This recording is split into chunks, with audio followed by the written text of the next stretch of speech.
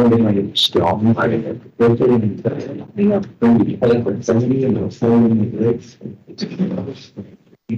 sorry, lost power, and then check into get lost footage, because they like the enormous discussion. But that's the answer to the question. Well, yeah. It's been really yeah, it's sort of, I don't know.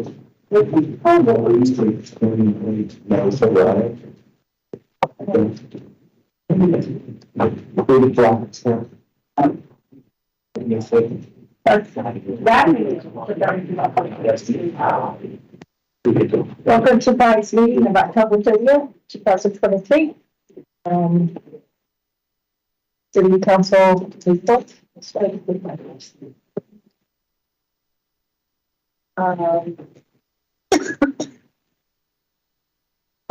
was just playing catch up last week, so I think we have a Dr. Pond book session next week, so.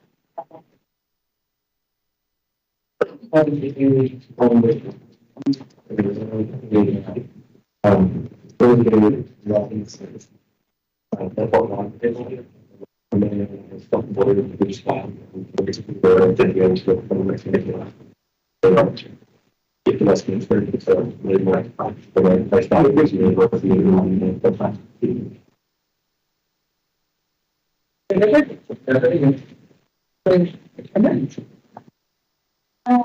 And then the former board, they stated last one. They are preparing for multiple section for the Facebook forums. And they are putting together in December so that the historical remarks that other different function. So that's how much it was for also similar to the elements of the committee.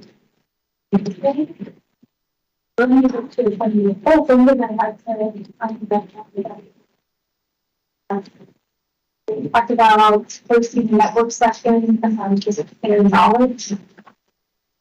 Efforts good people, there's a few island effects. So we have this passengers of that being top of course. We can now really do this. So we can't connect that we're using for logistics happening at the part end of this year. And we need to have that community to one with next year, or next year. We following up with the schools on outreach. Actually programs for all these to be.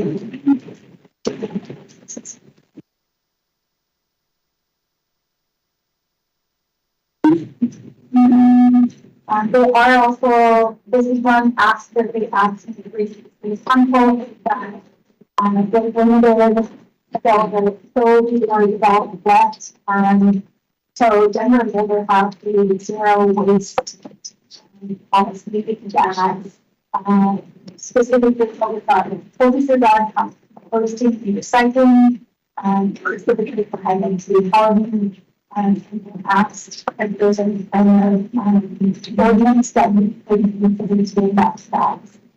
When we're requiring this kind of how we can recycling and more compost. Following how we do it, we did it possibly for the staff on the details.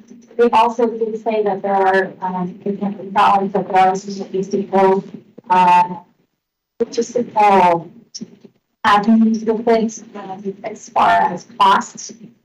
It could be cost detriment if they were for requiring for these houses and on the other things that we develop at. That's what they asked. They are getting out to number 4 to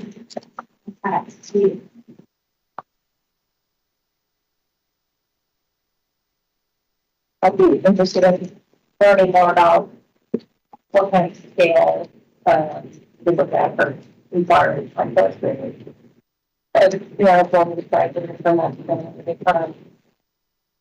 that, we're requiring the project to work downtown, and we required them to provide, obviously, space for trash recycling, but also composting, and some parts depend on doing it.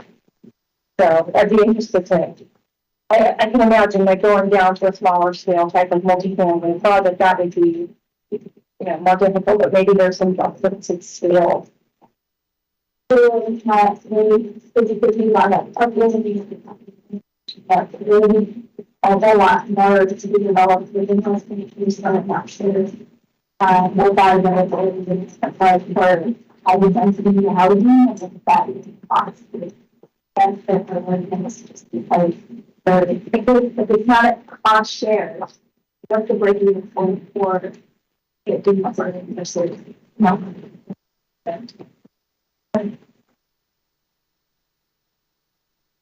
I'm just curious to know what that's that much believe anyone else.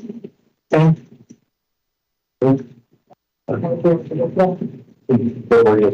be clear about the project. You're not working on the rest of all time. Why is it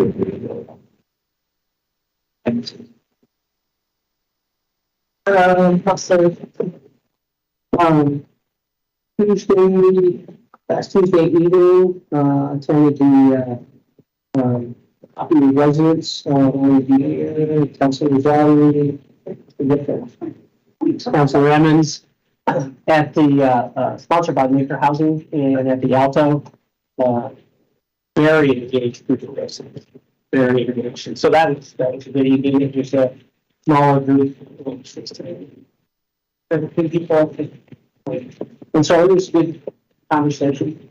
After a bit of concerns and thoughts, and I think we had a long discussion about what council does and doesn't do, and so it's good.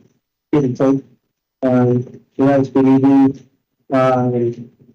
Wednesday, the 2023 Business Appreciation Awards for those businesses that have been 25 years. I think we got 50 years. Stone over off of land, 50 years, 3 generations, and then recognition Sage Award winner Growing Home, and then we had 2 community. This is called. Mr. will have to the 2 community spirit awards. One was Carrabba with Parker Brown, who's always out in the community, and then Consensus, yes, Consensus Insurance Group, formerly known as Dave Larson Pedersen Brokerage. So that's been new. So those awards were given out. Great attendance, good food. You can talk about your part, so I'll leave that to you. And then stop by the housing needs assessment at the MAC that evening. Council taking care as well. It's kind of quiet night. I know invited that full as well. And then today was Rocky Flats Stewardship Council. And really nothing new is approval of the 2024 budget and then the 2024 work plan. Stewardship Council also then took nominations and renominated 2 of the public members. League of Women Voters has been represented on there for 18 years since its inception, actually before that. And then the Rocky Flats Homestead, which is the group of former employees that worked out there. And so their nominations were re-upped for another 2 years. But we will be having a strategic plan or strategic meeting in January. We're trying to get that. Stewardship Council's been there 18 years, and there was never any thought that it would go on this long. And so, where do we go now? How how is it helping local governments? How is the communication? And, what is the end goal here if there is any? So looking at that to see where it goes, if it goes any further than next year. And we got our quarterly update from the contractors on surface water, groundwater, the ecology out there, and the work that's being done on the site. So nothing had violated any standards this last quarter. So that's it for this last week. So exciting. The coffee at the Alto, staff was wonderful, food was great, and conversation was fantastic. Just always great to just sit down and be with folks and answer their questions. And we said up front, we may not have all the answers, and that was true. Business appreciation was fantastic. Always, except I haven't heard what happened at Customs Lake. Betsy had to be put down or not. But that was the sad part. But Betsy's an English bulldog. Named Just Betsy. clarify that. They had a bad week of sales. I have so many questions. Thank you. You didn't meet your quota. Well, she's a precious, and she's been an icon for them. So that made me sad. But we also honored matriarch for Los Arcos. This is Milano at Fast, and I remember Los Arcos when it was only one piece of what they own today. And as somebody moved out, they just kept going this way until they owned the whole thing. So John and his wife and Jesse were there, and we're very touched that you honored them, and so it was great.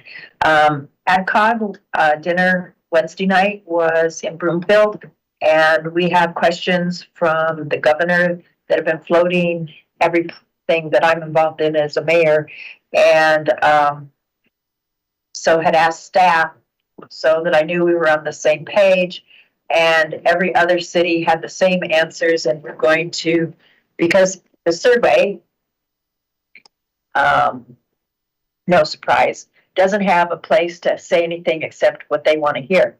So they're sending the pages like we got from staff as an addendum, and so they will get at least all of Adams County ones looking the same. So that's good. And it was a brand new restaurant that hasn't opened yet, but they allowed them to serve us in that restaurant. It's at 136 next to that Big King Supers. Wow. Can't think of its name. Osteria, I don't know. But anyway, it's great. It was great Mexican food. The best sopapillas I've ever had. And great enchiladas. So it was good. That's it for me. Okay. What about you? So good evening, Mayor Pro Tem councilors, and wanted to just give a quick update. Councilor Seymour had mentioned Rocky Flats and the Stewardship Council. Earlier this summer, early fall, I guess, late summer, early fall, the council had asked for an update on Rocky Flats air quality monitoring, and also the future of Greenway Trail. And so just with that just kind of prompt, we do have that scheduled for November 20th as an information update to the council. So that's coming. With that, some updates here. Next slide. So just I know the council's tracking this, but for anybody who might be in attendance or listening in, so next Tuesday, week from tomorrow, is the election. And we've got 3 city council seats are up for the regular 4-year terms on the ballot. We have 4 city charter questions that are on the ballot. There's also an advisory ballot question regarding wards in the city. I understand that ballots were mailed both by Jefferson and Adams counties on Monday 16th. I received mine from the Jeffco side, so I know that half of the system's working, and I imagine others are working also. If anybody wants to learn more about the elections or the process or even the candidates, you can go to our city website /elections. Next thing is we've got the building and fire code update process that's beginning specifically with public outreach for the community. And so that has now started, but it's important for us to review those codes and make sure that they make sense for 2023 and beyond. And so we'll be getting that public outreach process going. We have done direct outreach already to contractors who work here in Westminster and some other identified stakeholders. Community engagement opportunities will be forthcoming, one in November, one in December. And the first one is coming up here on Thursday, November 2nd at 4 p.m. If anybody has any questions, they could certainly reach out to our building division or to the Fire Prevention Bureau. Numbers are listed there respectively. Next slide. Some Westy wins. Westy Fest this year got some data points, but what a great event that was. We set a new attendance record at 42,000 attendees, the biggest one that the city has had, so that's pretty cool.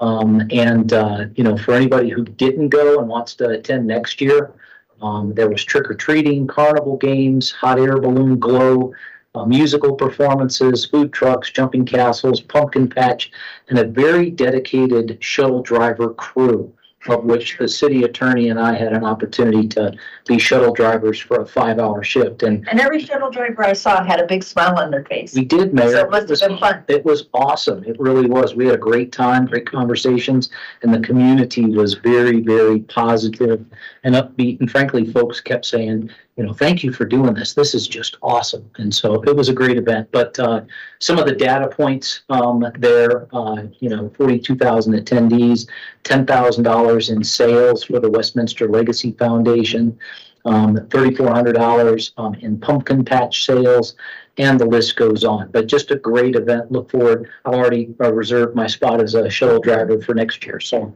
sure the attorney has already done so too. Next slide, please. Some other Westy wins, and so this was something that the council received some public feedback on, and we just wanted to follow up. The Tanglewood community had some concerns about infrastructure, and so engineering division has worked with Century Communities. That's the developer who's working there to fix some of the infrastructure needs that were identified and spoken to by the public earlier this year. Streetlight issue, the developer's working with Excel to solve power supply issue for 14 of the remaining lights, but most of the other streetlights are now operational. That was a big concern from a safety perspective. So that's good. Half of the required concrete removal and replacement's been completed, so steady progress there. We are pleased with the progress that Century Communities has shown, but again, it's not finished, and we'll stay on them and make sure that that gets done and it gets done right. In our downtown, Bluebird Family Dentistry and Orthodontics has opened. It's opened up on Westminster Boulevard in the Westminster Row building, and so we're excited to have another business opening up. They did so on Monday, October 16th, and this is their second location here in the community. And so nice progress there. And then last item, Boo at the View, Westview Recreation Center hosted another successful event this year. 2,700 attendees trekked out, and it was cold and snowy, as you all well know. Free family activities, trick-or-treating, carnival games, balloon animal station, so on and so on. And so another great event for our community put on by the folks at Westview. So great event. Next slide. Some things to know, lots of stuff going on. And the reason it's so long is because next Monday's council meeting, actually a study session, November 6th, has been canceled because it's the night before the election. And so no city council meeting, no city council study session next Monday. But starting at the top, so Parks, Rec, and Libraries Vision Plan Open House goes Wednesday, November 1st, 6 to 8 p.m. at the MAC. The Code Adoption Webinar and Discussion, that's Thursday, November 2nd at 4 p.m. holiday craft show going Saturday, November 4th, 9 a.m. to 3 p.m. at the MAC. And peanut brittle will be for sale. Right, right. Holiday pottery sale goes on both on November 4th and Sunday, November 5th, 10 a.m. to 4 p.m. at City Park Rec Center. As I mentioned, no study session November 6th. Election Day, as I mentioned earlier, runs on Tuesday, November 7th. And then we've got inclusivity board meeting Wednesday, November 8th, 6 to 7:30 p.m. It is a hybrid meeting, so virtual plus in-person attendance. And in-person attendance is done here in the CMO conference room on the upstairs level. Parks, Rec, and Libraries and Open Space Advisory Board meeting Thursday, November 9th, 6 to 8 p.m. That's a virtual meeting. We do have the city's first inaugural Veterans Day ceremony. It's Friday, November 10th at 10:30 a.m. until noon. It's at the Armed Forces Tribute Garden. And Bill Hanslick, former Denver Nuggets player and coach, will be our guest speaker. He also serves in the role as the civilian aide to the Secretary of the Army for Northern Colorado. And so we've extended an invitation to him to be our guest speaker, and he's accepted. So looking forward to hearing his remarks. And then next city council meeting is Monday, November 13th, 6:30 p.m. right upstairs in council chambers. Next slide. No information only items tonight. Next slide. And as always, encourage folks to reach out and contact us. The city staff and certainly the council remain accessible, responsive, transparent, accountable. We want to hear from you, whether that's feedback, concerns, questions, gripes and complaints. They're all welcome. You can call us at my number, 303-658-2006, or my email up there. And then you can follow us on X. You can like us on Facebook, check us out on Instagram, or ring our bell at next door. If any questions, that's all I have this evening. Mayor Pro Tem? For the public, can you tell us what meeting the new council will be sworn in? Oftentimes, public likes to attend, and it used to be that it was the first one after the election, but I believe that changed because we met up with state law. So can you maybe, so the public understands when that might be? Yep, and so the new council will be sworn in on December 4th. So the first meeting in December, and that's because the canvass won't be officially complete until on or about the 28th of November. So, and by our charter, it's an 8 o'clock start for the swearing in of the new council, although we'll have the last meeting of this current council earlier that evening, but December 4th is the date.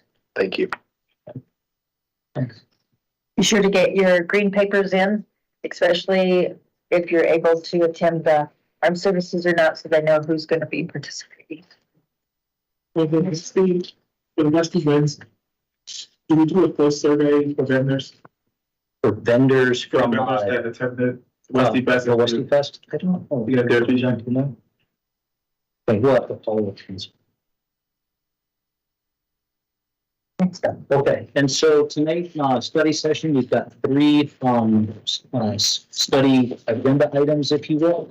So the first is a presentation on the hazard mitigation plan, and Chief Menard will be doing that. We'll then do our after action review, a SWOT analysis with the council for the budget process that we just completed, and then we'll finish up the evening with the redevelopment and adaptive reuse toolkit update, and then we're going from there. So should be a good evening. Looking forward to the conversation. But without any further ado, I'll pass it over to Chief Menard and get us started on the hazard mitigation. Good evening, council, city staff, residents. I'm Derek Menard, I'm the fire chief, and tonight with me I have emergency management coordinator Greg Moser, who's sitting behind me, in case we have some more detailed questions tonight that we'd like to talk to. So tonight we're going to do a broad overview of the 2023 to 2028 hazard mitigation plan. This is actually an update to the plan, and so I'm going to give you a broad overview. 2 weeks ago, you were sent a link to the plan itself. It's well over 200 pages. It's a pretty hefty document, and so we gave that to you to have time to read through it. So next slide, please. So this is the update of the 2018 plan. That's when it was originally developed. This is a federal regulation that requires state and local jurisdictions to do this every 5 years. And in order, the reason why we do it, one is to look at a very detailed assessment of our community, and we'll also make sure that we're eligible for federal pre and post disaster mitigation funds. So if we would have an event hit our city, then we're able to get funding from the federal government. In February of 2022, the city received a grant of just over $41,000 through the federal government, and that was to bring in a consultant who was WSP, and we used them in 2018. They're an environmental group that works with the communities to do this type of planning. The consultant helped coordinate an involvement of city departments, community members, business, and ensure that we were following the FEMA's guidelines to complete this plan. In a few minutes, we're going to talk about the specific hazards. This plan is our natural hazards for our city. So they're not man-made, they're natural hazards that could create a disaster for us. When we look at this plan, we look at a risk. We do a few things. One is an extensive community profile. Then we go through a planning process, we do a risk assessment, and then we talk about mitigation. And all of that is in this plan. In addition to that, there are 3 areas that we want to include. One is that we look at the future condition of the risk assessment itself. We want to ensure that we are evaluating our community appropriately, that we, Westminster, for example, the state wrote back and said, how come you don't have an avalanche plan or sinkhole? So we look at a risk assessment specific for Westminster. We highlight the use of building codes, land use, and development ordinances to improve mitigation capabilities. And if you look at this plan, there's a lot of documents that are involved. For example, the comprehensive land use plan was taken into account when we looked at this. When we do that, we look at our local area, but then we ensure that we're in alignment with national plans. And so some examples of that are the National Flood Insurance Plan, Community Rating System, and the federal flood mapping programs. We ensure that our plan does align with that. Next slide, please. When we look at this next slide, this is the natural hazard relative risk rating. This is when we really get into the meat and potatoes of the hazard mitigation plan. This is a summary of our natural hazards and how they were rated by staff and residents. The various elements of the plan were posted for public review and comment. When we look at this chart up there, you see on the left side, we have the likelihood, and then underneath is the consequences. And you can see the different hazards to our community. Anything from windstorm, we see swollen soil, extreme cold, extreme heat, earthquakes. We look at flooding, we look at wildfire. We have wind-driven fire that is on there now. And we have dam failures. And so all of these items that you see on this chart are looked at in detail, and they're in the plan itself. So we look at each of these. It's pretty impressive when you look at the earthquakes in Westminster and Colorado over the period of time. And we look at all of those over a long period. It's not just in the last 5 years. And when we evaluate it, we have each person evaluate where they feel the risk is at, the likelihood and the consequence. We had subject matter experts review this. We had 60 residents who were engaged that wanted to be a part of this process. And so they were specifically asked to be involved in this process. We also had the staff participating in community discussions.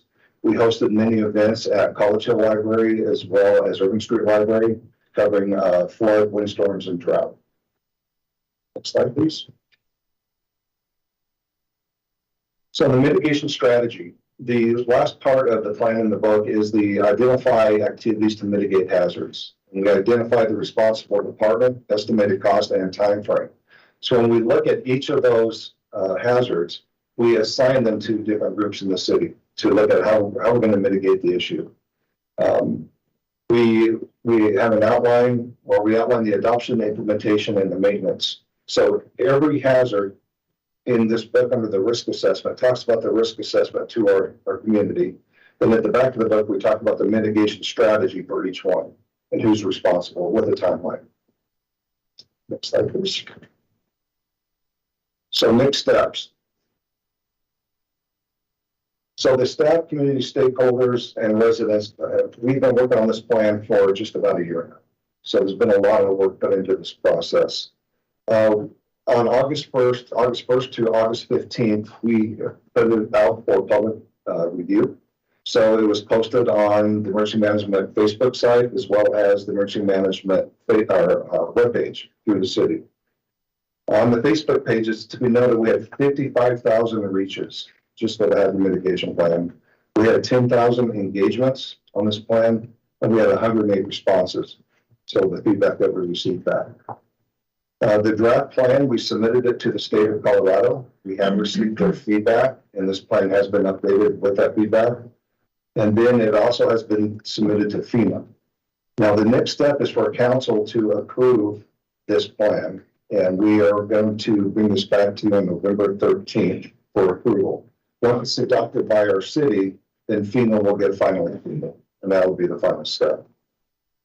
We would like to request that again on November 13th that you adopt this plan, and then we'd like to thank you for your time and entertain any questions that you might have. Anybody, any questions? Yeah. Councilor Baker? How much will it cost us to adopt this plan? The cost is staff time, the mitigation for the various projects.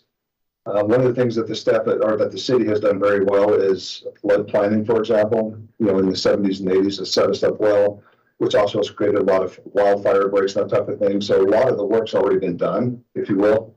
And so the financial cost of it would be project dependent that we would identify. So that's where that would go. Okay, and what really projects have we identified, or have we identified any yet?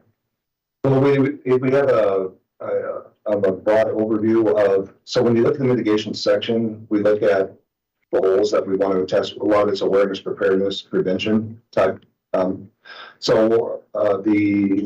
open space is a good example that we look at. We work with neighborhoods on mitigation for their neighborhoods, especially with the Marshall Project. So is the city going to come in and do mowing? Will the homeowners association come in and do mowing around the perimeter of the area? Or are there things that we need to do in our own open space? So that's what we're looking at. In fact, for example, last week we met with a community and we did a walkthrough with them in their planning, HOA.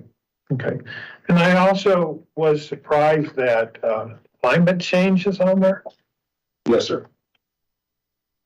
That's a FEMA requirement, and the federal government is that climate change is a factor in the ecological components of this mitigation plan. And so that is a requirement that we address that for each one of the hazards. Okay, and we only have like a handful of really properties in any floodplain, correct? Correct. About 2,400, I guess. I think to verify. How many properties in the floodplain? I think they've all been removed. I think there's 2. Okay. Yeah. That's that correct? Okay, that's very good, and that's planning that was done in the 60s and 70s. Yes, sir. You bet. And the best mitigation for fires is mowing adjacent to the neighborhoods?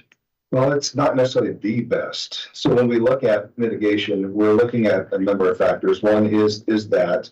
2, we're asking residents to take responsibility.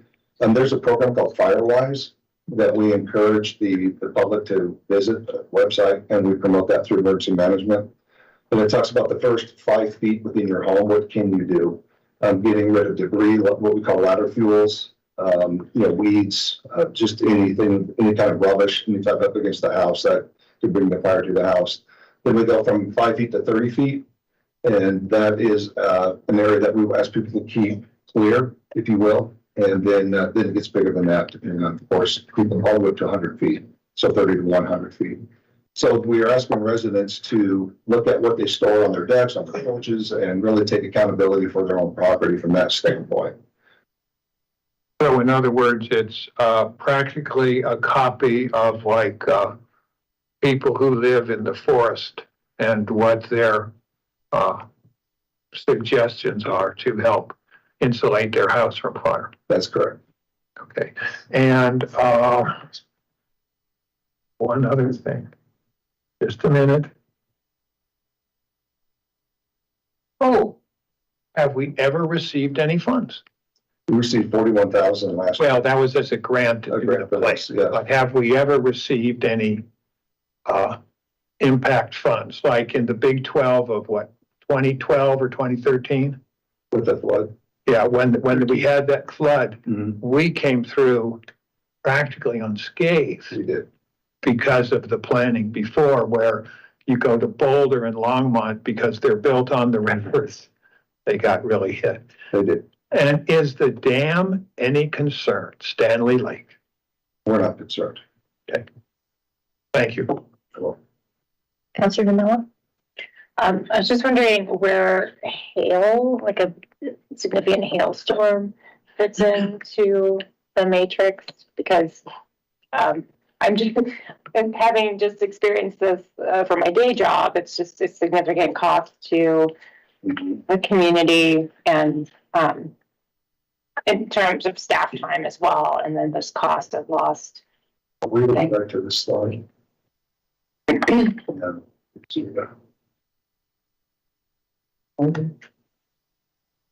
So no, I've seen what, I'm gonna need the big version of it, so I can read it. But where does it fit into the matrix? So yeah, just how, in terms of its impact on the community. I know when we had the hailstorm several years ago, I can't remember what year it was. right.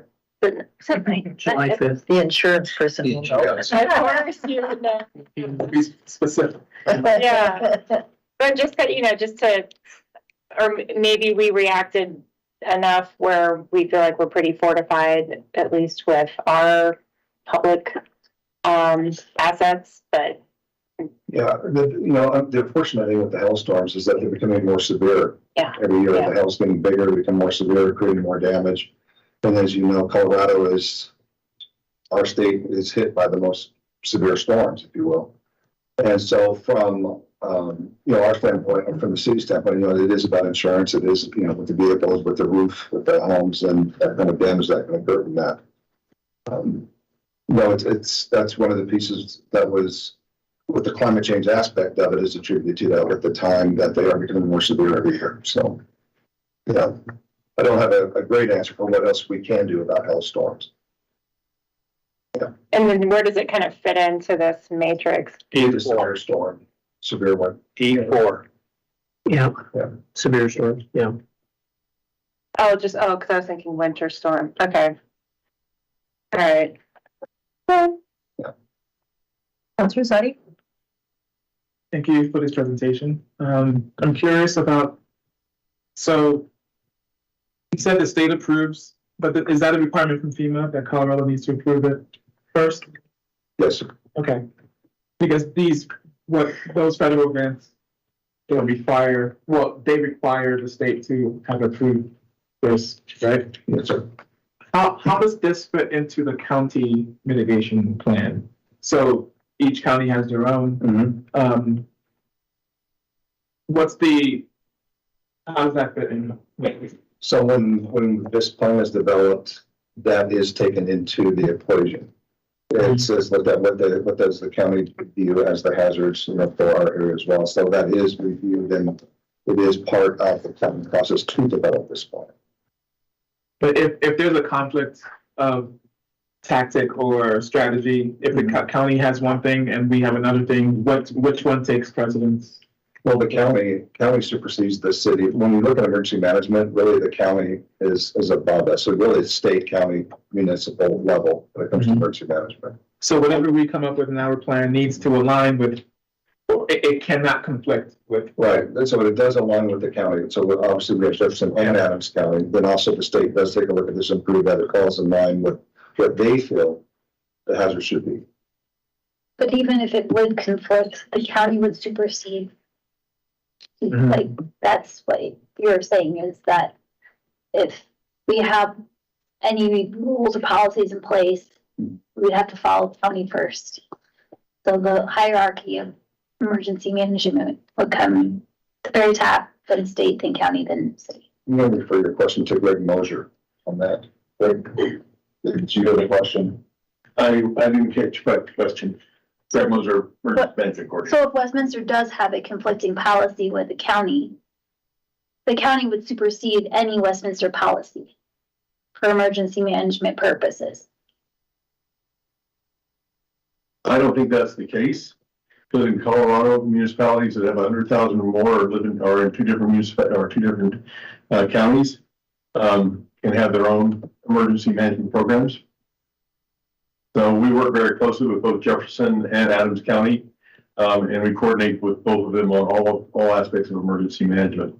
So I don't really see us having a conflict with them on this plan or any of our plans. But if there was, which supersedes, I guess is the question. If we did have something that is in conflict with what they had, let's say we made a mistake and we didn't see one line, but it comes up, right? Which one do you follow? Well, both counties were involved in the development of the plan. They both had the chance to weigh in on it and identify if there's any potential conflicts. I understand, but the question is, if there's a mistake and they missed something, right? They're like, oh, wait, we didn't see this one thing, but the plans are all approved by all the feds and everything. Which, is there a hierarchy or no?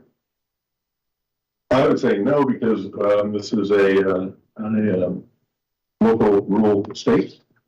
And the city doesn't manage the county.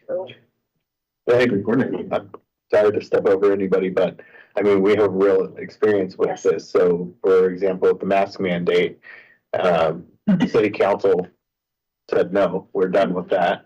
And the county sent us a letter threatening us. So, I mean, and I only bring that up because you actually have on, and this is one of my questions, once it's my turn, was around epidemic and pandemic.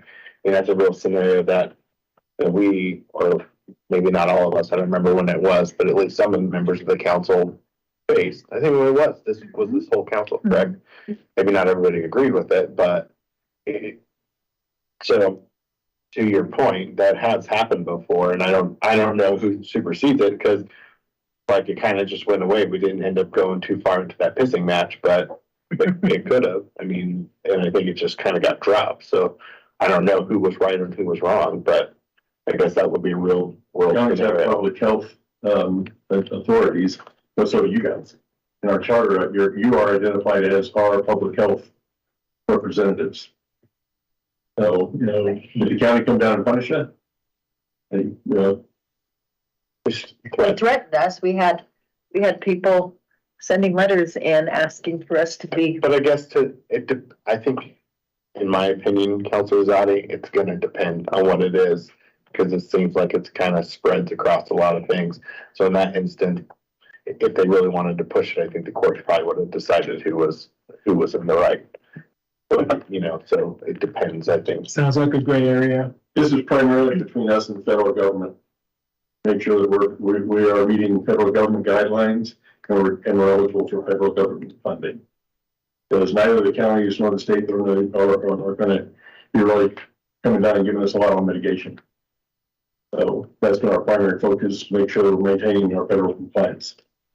So is it safe to say then, for this plan, we work with the counties, right? But you're following this plan. So when things pop up, you're not looking at the county plan. It doesn't matter what their plan is. Right. You're doing this. That's correct. And executing because they've kind of given their sign off that it aligns and that's enough for you. Yes, sir. Okay. And my last question is on the cities, the other cities. So each city has their own, right? Do you also work with all the other municipalities? Not all cities have their own. Most of them are in county plans. They chose to be with the counties.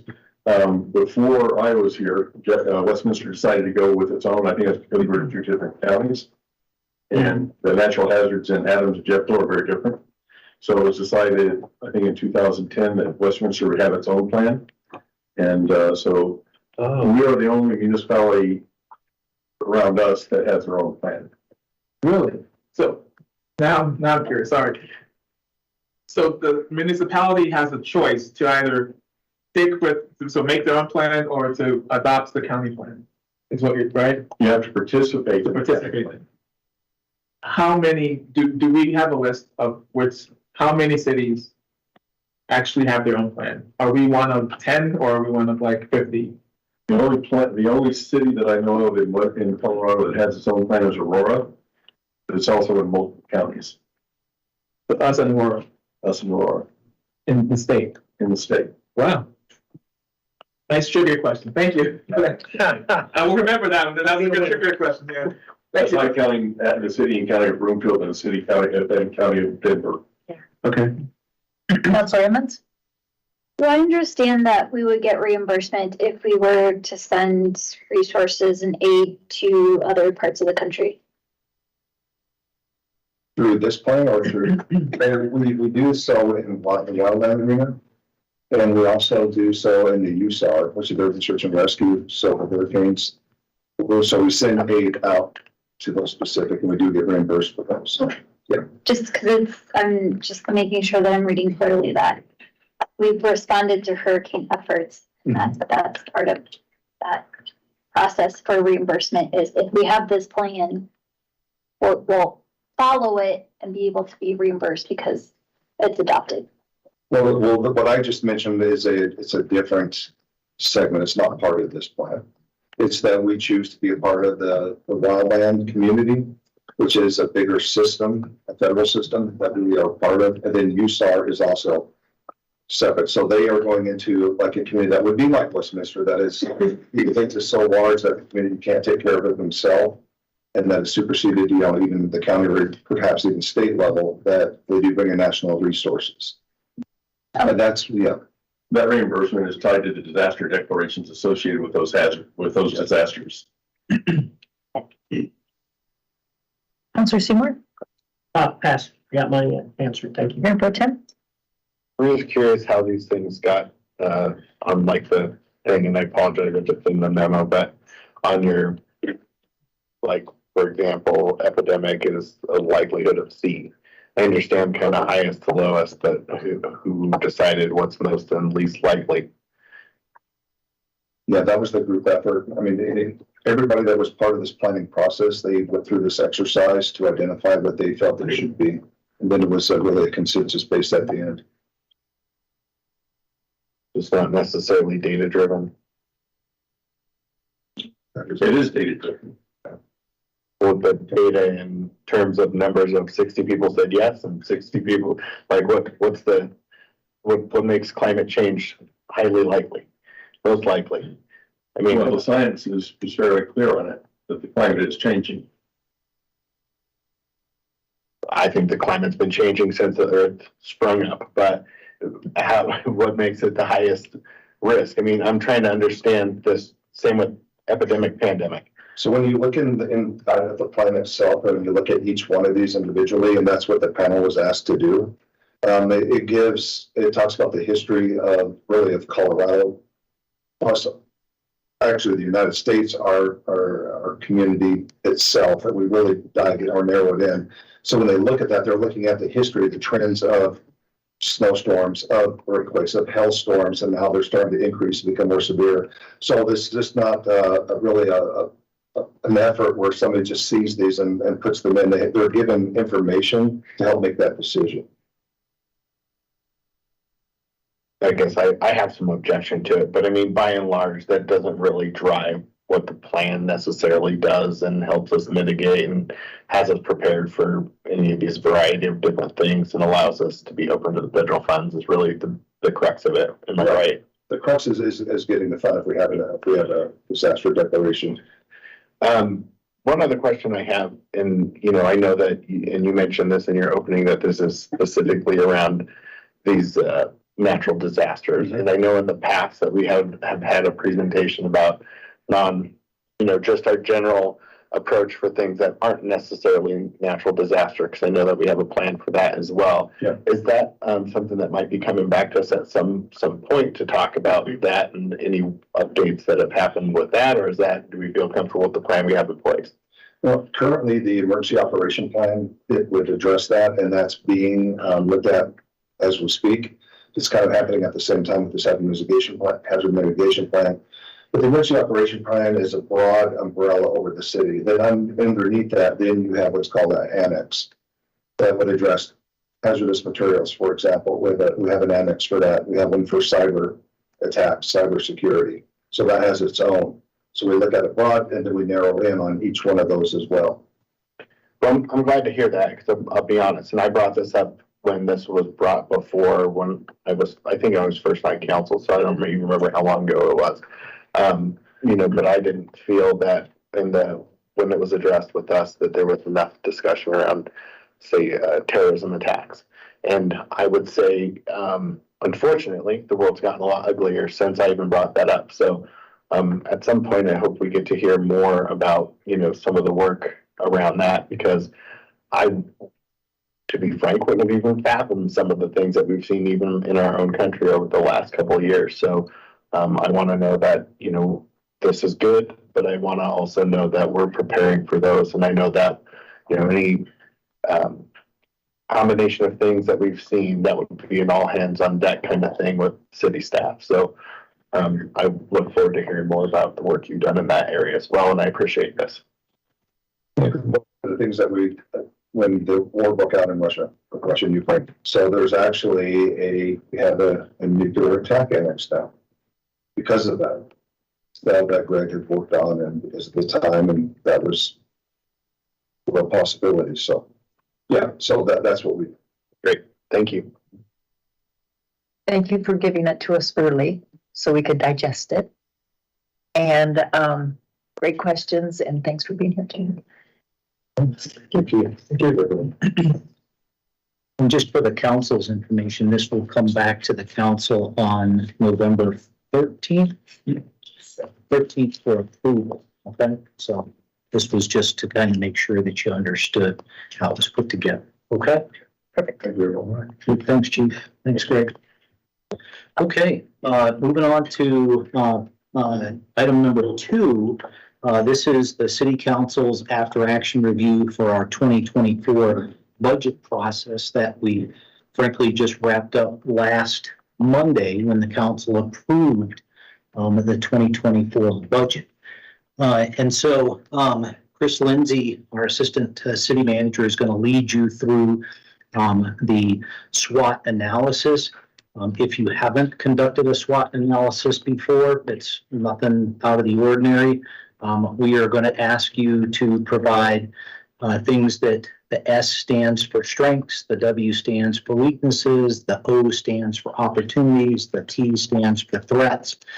And he's going to ask you to, write those down per category. We're going to put them up on the boards, and then we're going to gather consensus, because theoretically you'll have 21, 3 of each. Strengths times 7 is 21. And so we want to make sure that the outliers go to the side and those that have commonality or consistency are grouped together.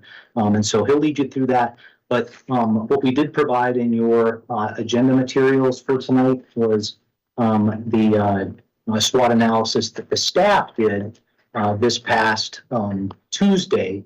And so, hopefully you had a chance to see at least where the staff was thinking, and some things that we thought that we were doing well, things we thought we needed to improve, some opportunities to make things better, and then frankly some things that are threats to how we conduct our budgeting process. But the goal here is at the end of the night, we've got enough information up on our boards to be able to capture that and then produce a SWOT analysis for the council that we will then use when we start this process next year.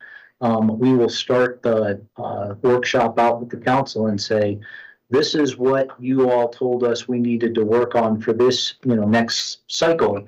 And these are the things that we've done, so that we're establishing a pattern of conducting something, conducting an after action review, making the necessary changes, implementing those changes, and then starting the process over and over again. So without any further ado, I'll pass it over to our assistant city manager.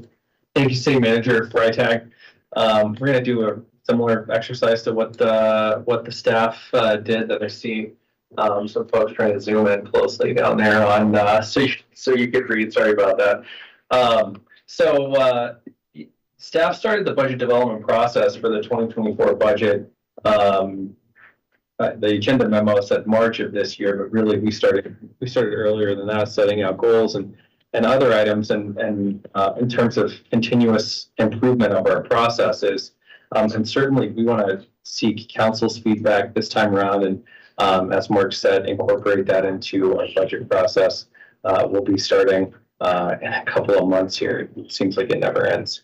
So in front of everyone are the two critical implements, Post-its and a pen.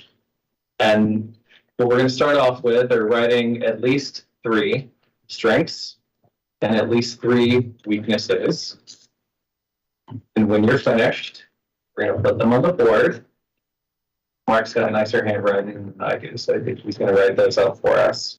We're going to start there. So at least 3 strengths, the development of a budget process, and 3 weaknesses.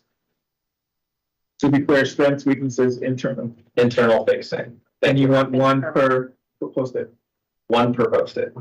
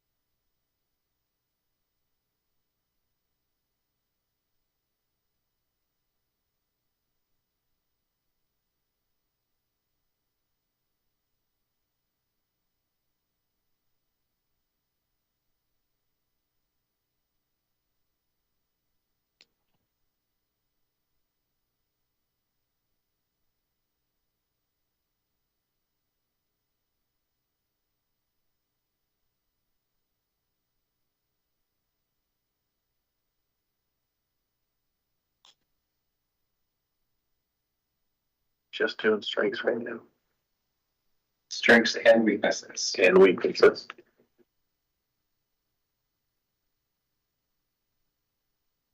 I have a bigger notepad. Yeah, plenty. Have to be working on strengths.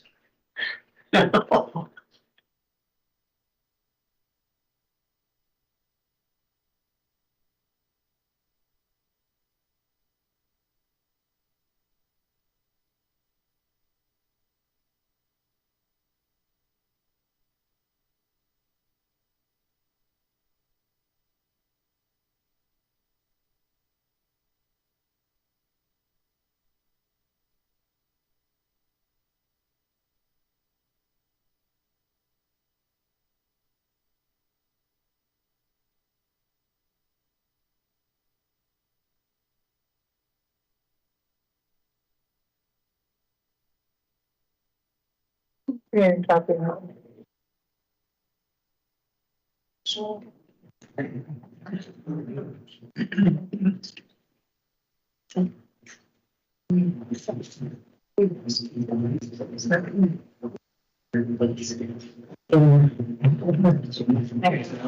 Process. Yeah. No, it makes the notes. Keep chocolate all over the notes. If you want my shoe on, Chris, you should do what I asked upstairs. Chocolate, you know, for That was your council. the third fridge. Weakness.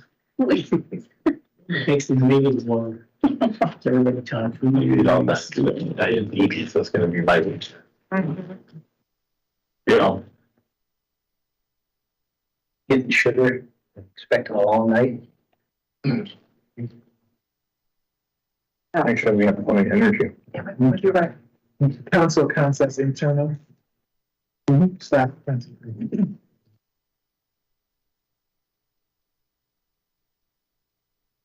Right, we can repeat myself. I did. I think that's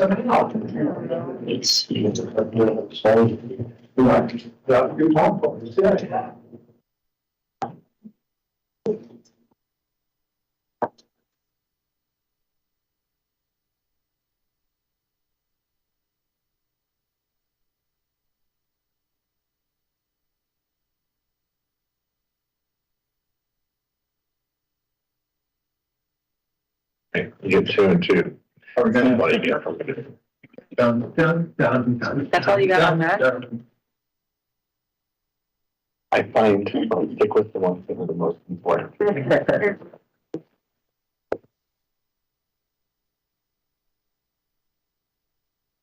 That's how I live life.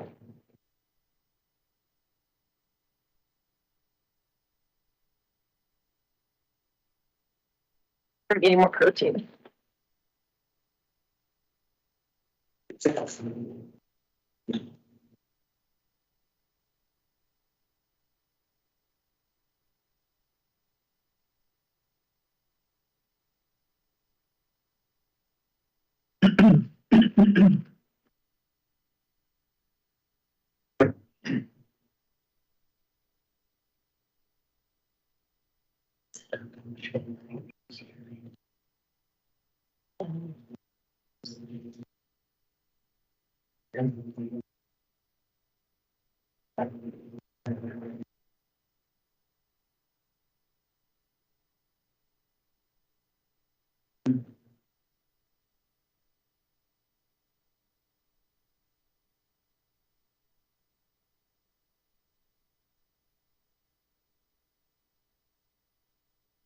I saw more pens up than down there.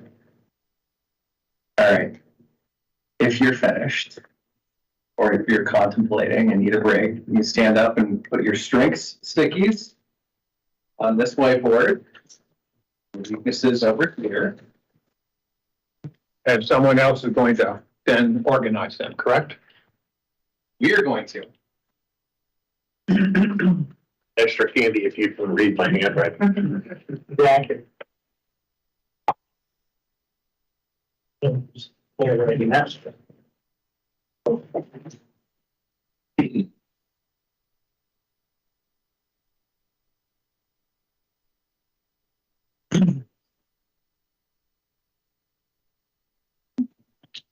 I don't know.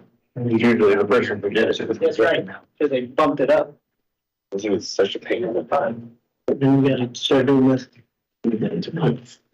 Water council and there, I say three aspects. Would you like to decide what those are, or would you like to stick on?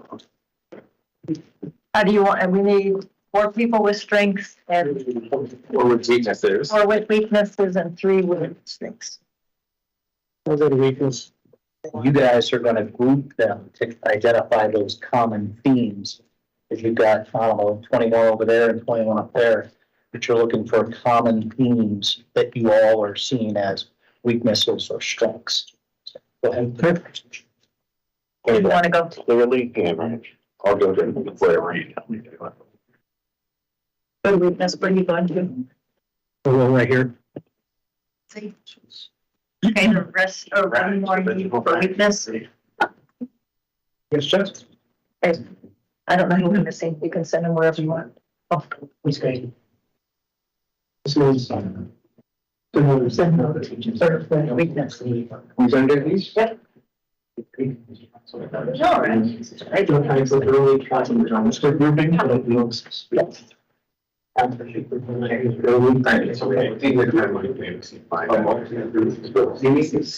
fill up the bucket that are. You only see one. These are yeah. From the mirror. I'm more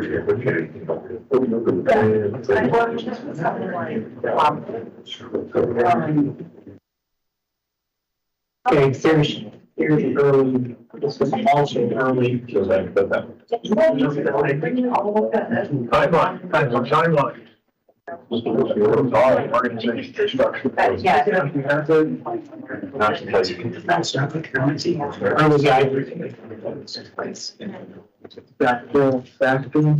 to go on page. Yeah. This is early also. Built in state. Okay, these are all counts. You guys have cut that, like, with the- Well, It's transparent structure. Do you think that's it? That makes sense.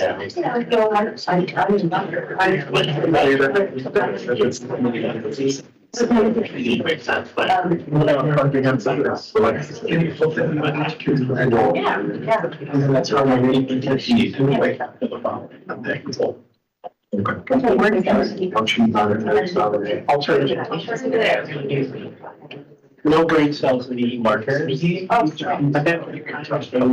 Saturday, when you get there. When you get there, stand out.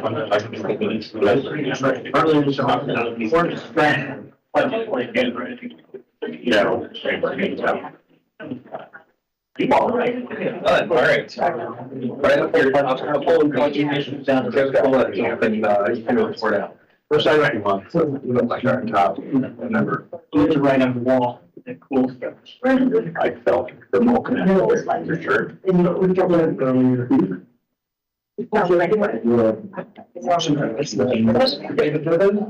Well, this is mine, or kind of, what did I get? The continual CI1 Structure. I just felt structured. This has been solved somewhere in two, which is nice, but that was. I'm connected to get some plans. So what am I writing?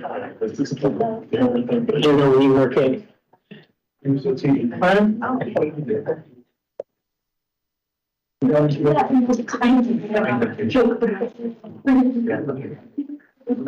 Staff expertise, staff. What do you want to say? The staff, really good. Good staff.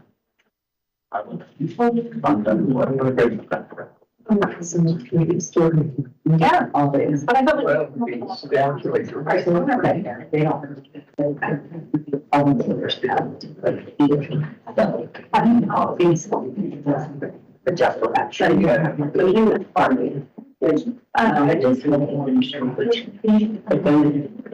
You need to sit down because too many cooks spoil the broth, right? That's. Pot doesn't boil or be looked at. It gets to that point, there's, okay. Is it getting the reps? A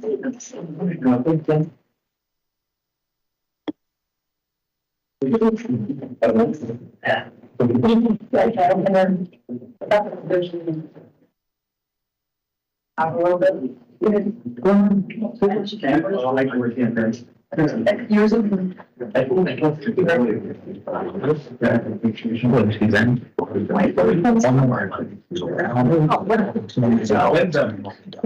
You see how she does stuff. You're not competitive.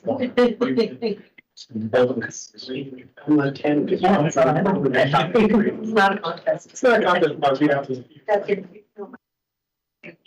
Kind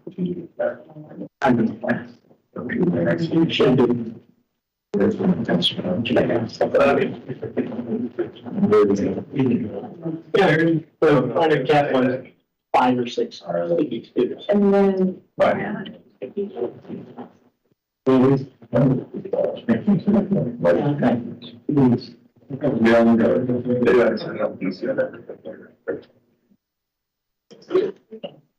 We've always done things so far.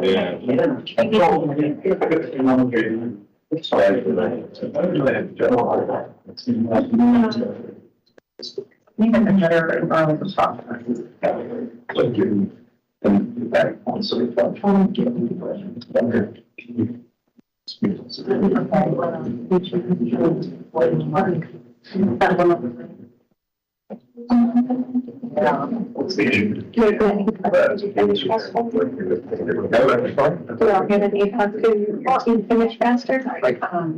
We only had 14 things to read, so it was quicker. We have a lot of really uniformity. We have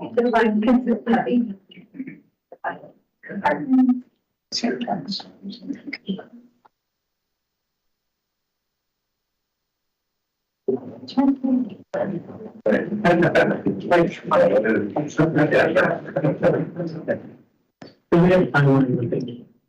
We have full timeline. When there's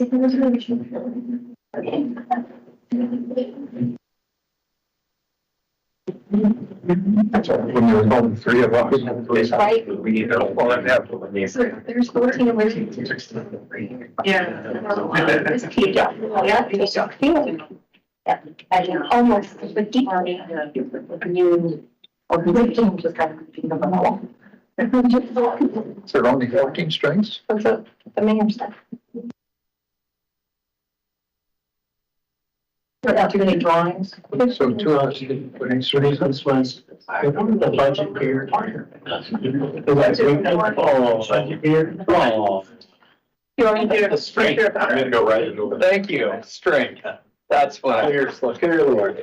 That's what I was looking at. String. That was too easy. It was right here. You're just being mean, Seymour. You mean spirited.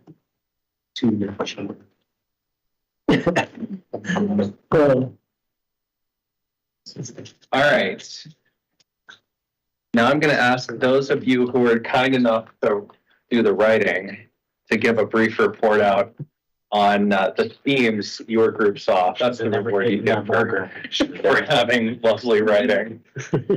Councilor Zadi, do you want to speak to the strengths?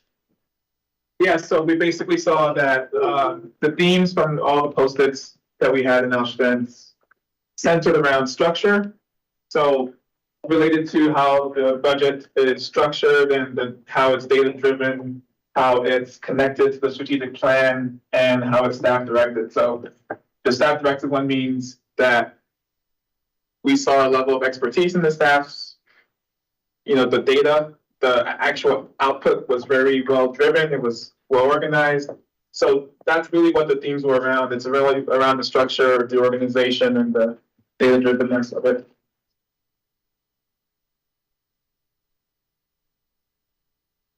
Any questions?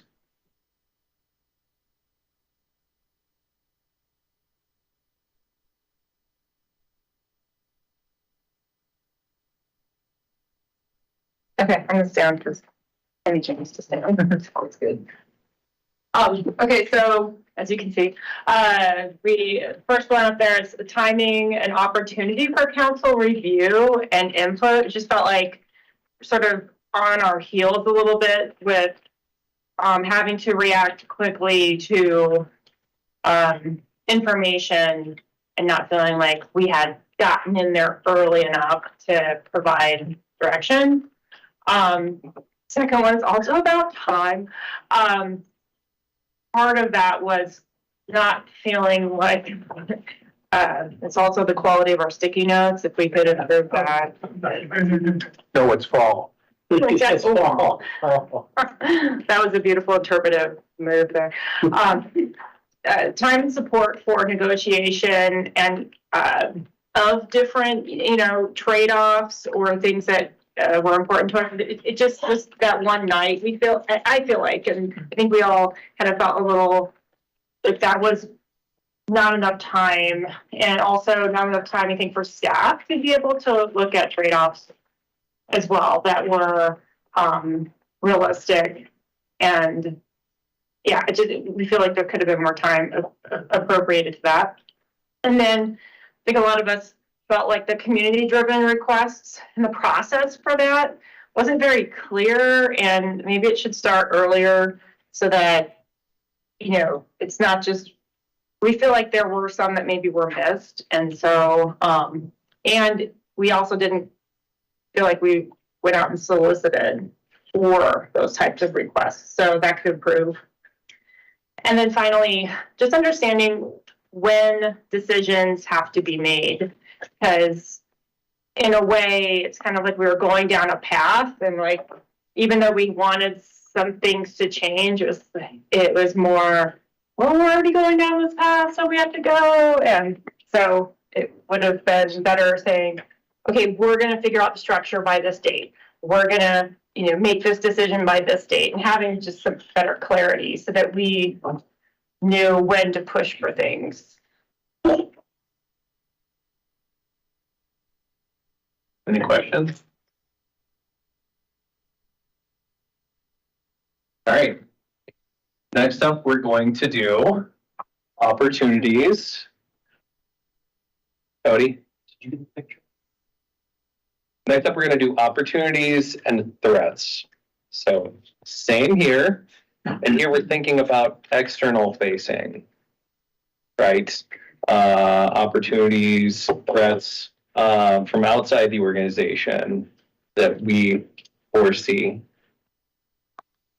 Where are we going with this? What are we going to do with this? Is this for us or for staff? This is for staff to improve our process moving forward.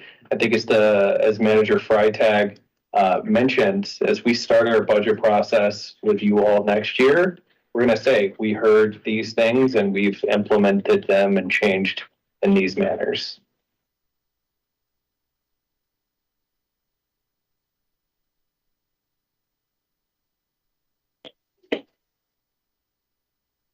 Well, you answered my question. Thank you.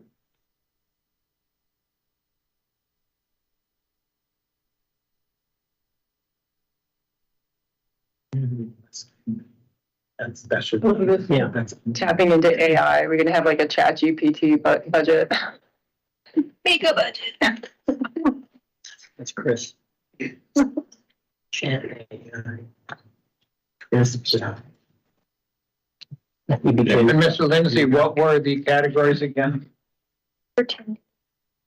Opportunities, threats.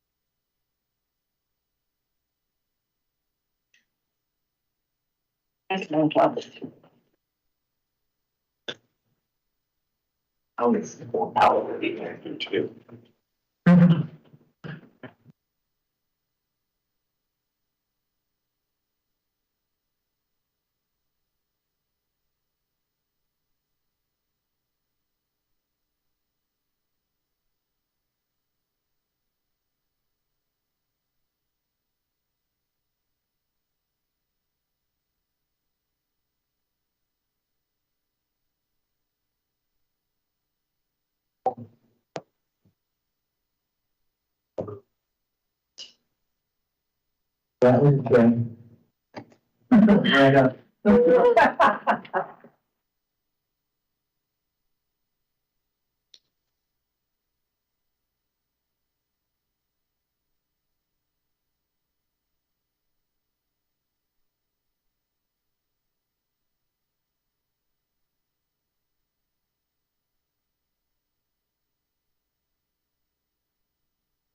that everything on the board? All right, go back to the board, group, and look for common themes.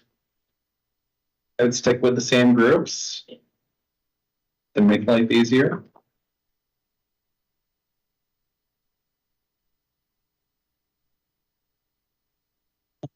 Very helpful. It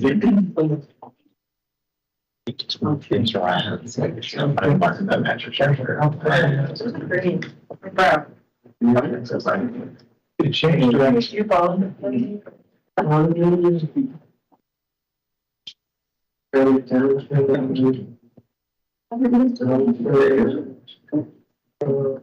saw that. So we want to have a technology one?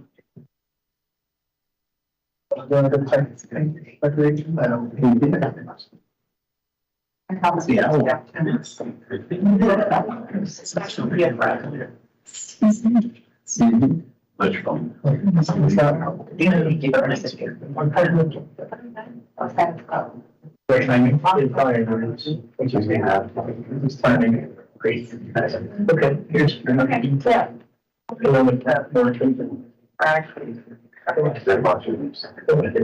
Like what I meant, it's just like. Budget block. Oh, you should. I don't think I've seen that before. Partnership.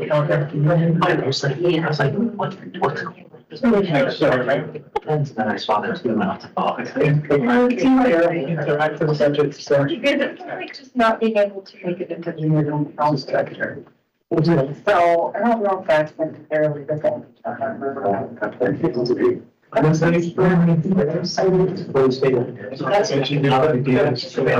specific projects. Yeah, I wrote that, but it's like, you know, like the world. Yeah, so mine kind of like, Yeah. things going into That we're not necessarily very coordinated. We do the same thing over and over.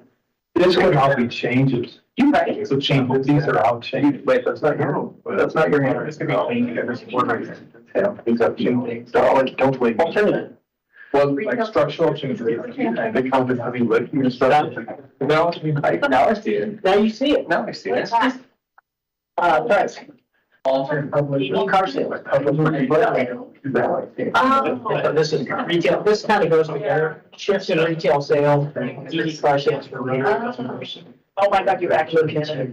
You are way out. You have the great things you don't. Oh God, I'm not ready.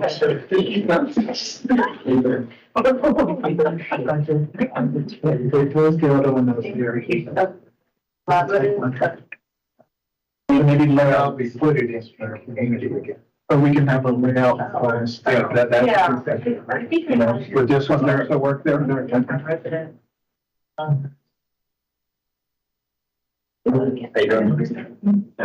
That's the opportunities to work with the council. Yes. But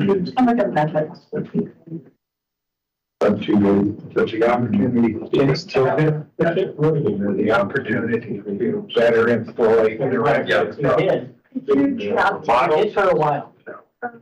Right, okay, yeah, yeah, that was stretchy. We do not have. I think I'm one.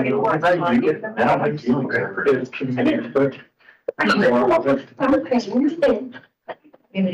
like, I'm not gonna copy everything that's about it. We're gonna have to take care of the inflation. Like, it's a house, it doesn't. Priority. It was for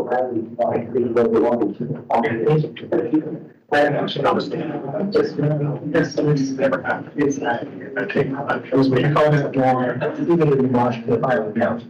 Strategy. I don't like the. Well, I was going to say that the opportunity Oh, I to know what we're. make significant changes. Right. Strategically, Oh, we're not. you know, at what time, because they're all just gonna go. Town and council. Well, this was sort of, we're not changing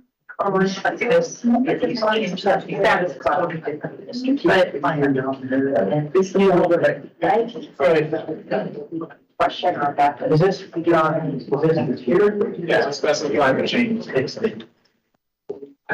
It's an other development collaborative.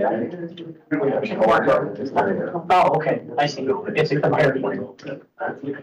It's here, okay.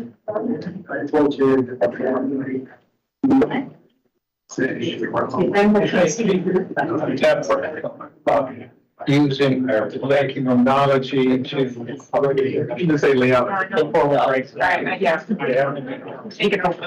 Yes, I'm going to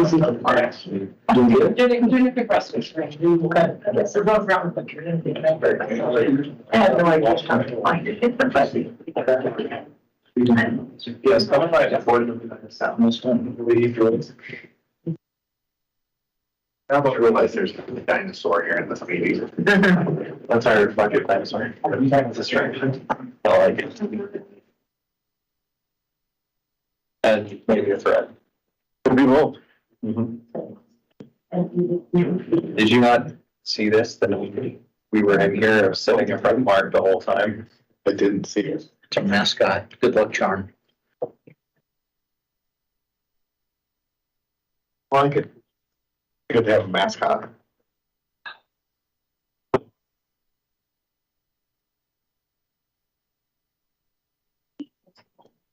I think it's people are writing 3 on that little sheet. That's why you have the difference. We just remember you said there were 14 there and 21 there. I think it's people are writing more than just one thing on the sheet. Oh, you mean the Post-it? Lack of following directions, put that up there. We were told. Yeah, or something. Yeah, one of those, that side, it's negative. Nobody's had over 20 months. They follow directions.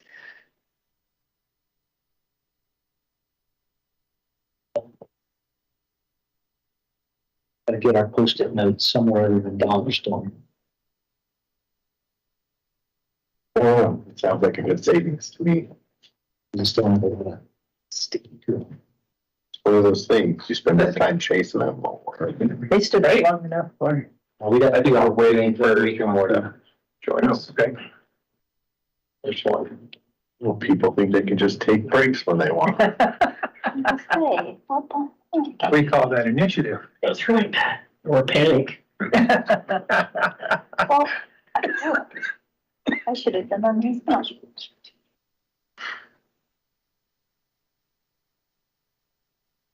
Busy making fancy drawings. Looks like there was an earthquake over there.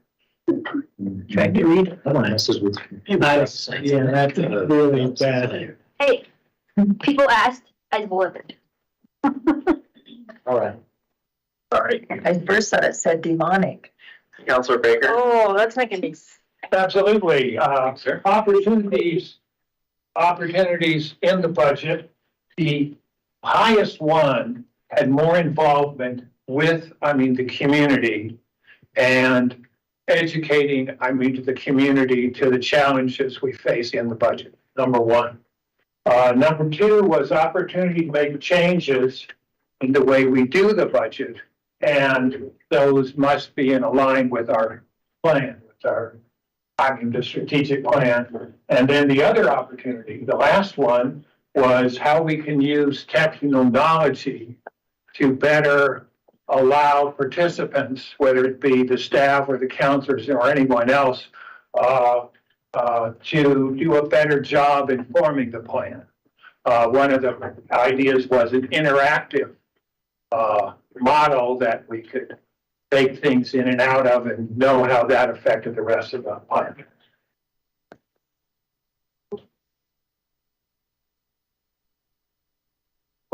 Great. Well, given the drawing of this, it just kind of speaks for itself with economic and market shifts and or downturns. as a potential threat to a budget, not having any kind of outlook or control over that. Second is turnover, both with staff and or with council, every year and every other year. And then third is the status quo, no room for innovation or ability to see wins that are brought up. So those are kind of the overarching theme, though, is the economic control that we don't have as a potential threat to our budget. So. Any questions? Okay, nothing, right? And so what we will bring back to you is, we will put this in our SWOT analysis matrix, provide it back to the council as in an information only memo with the attachment. And then, like I said, this then becomes things that we can work on kind of in these next 7 months before we start the budget process, call it June, with the council, things like that, is we'll be able to come back and say, these are the things that we've implemented to affect the things that you've identified as opportunities for improvements, weaknesses that need to be worked on, or, things that we need to sustain because they're seen as strengths, or things that we need to be very, very sensitive to, and that is watch those threats. So that's kind of where we're going. Can we actually have the conversation earlier, like in March? Because I feel like once we get going in June, it'll be like everybody run. And instead, I just feel like there's never enough time to sort of just take a minute and absorb and then kind of think, maybe can we do something different at this point, a little more time associated with X. Absolutely. And one of the things that I've asked the team to do is relook at our timeline. When do we really start with the council? When do we, end with the council? And the end piece is easy. It's the end of October. That's not too hard, but it's when do you really start this? One of the things we looked at, there was a lot of comments about public input. And so as we've been looking at what does the community engagement process look like, holding as we start this process, a community engagement town hall, let's solicit and advertise it, as a budget discussion. So the problem set with starting as early as March is you don't have a good feel for where the economy is going to be, 9 months down the road. And a big piece of our budget is that leads, kind of discussion about what's our projected revenue stream. I'm thinking more a process discussion in March, so that we know, okay, when June hits, this is what we need to do and when, and or it's maybe May. We've associated some extra time with a certain aspect of the process. Absolutely. Yep. I mean, we'd have that sooner than March because the staff's already working on it. So just to I'd second that. As far as when a new council comes on board, I mean, it should be part of that strategic plan discussion as far as like timing, because I think at that point you can then bring in timing expectations of when the community gets solicited and when council will be informed. And now that we have, let's presume that it might pass. We have it on our ballots for timing of budget alignment for July. So I'm sure that might play a role into timing as well if it does pass.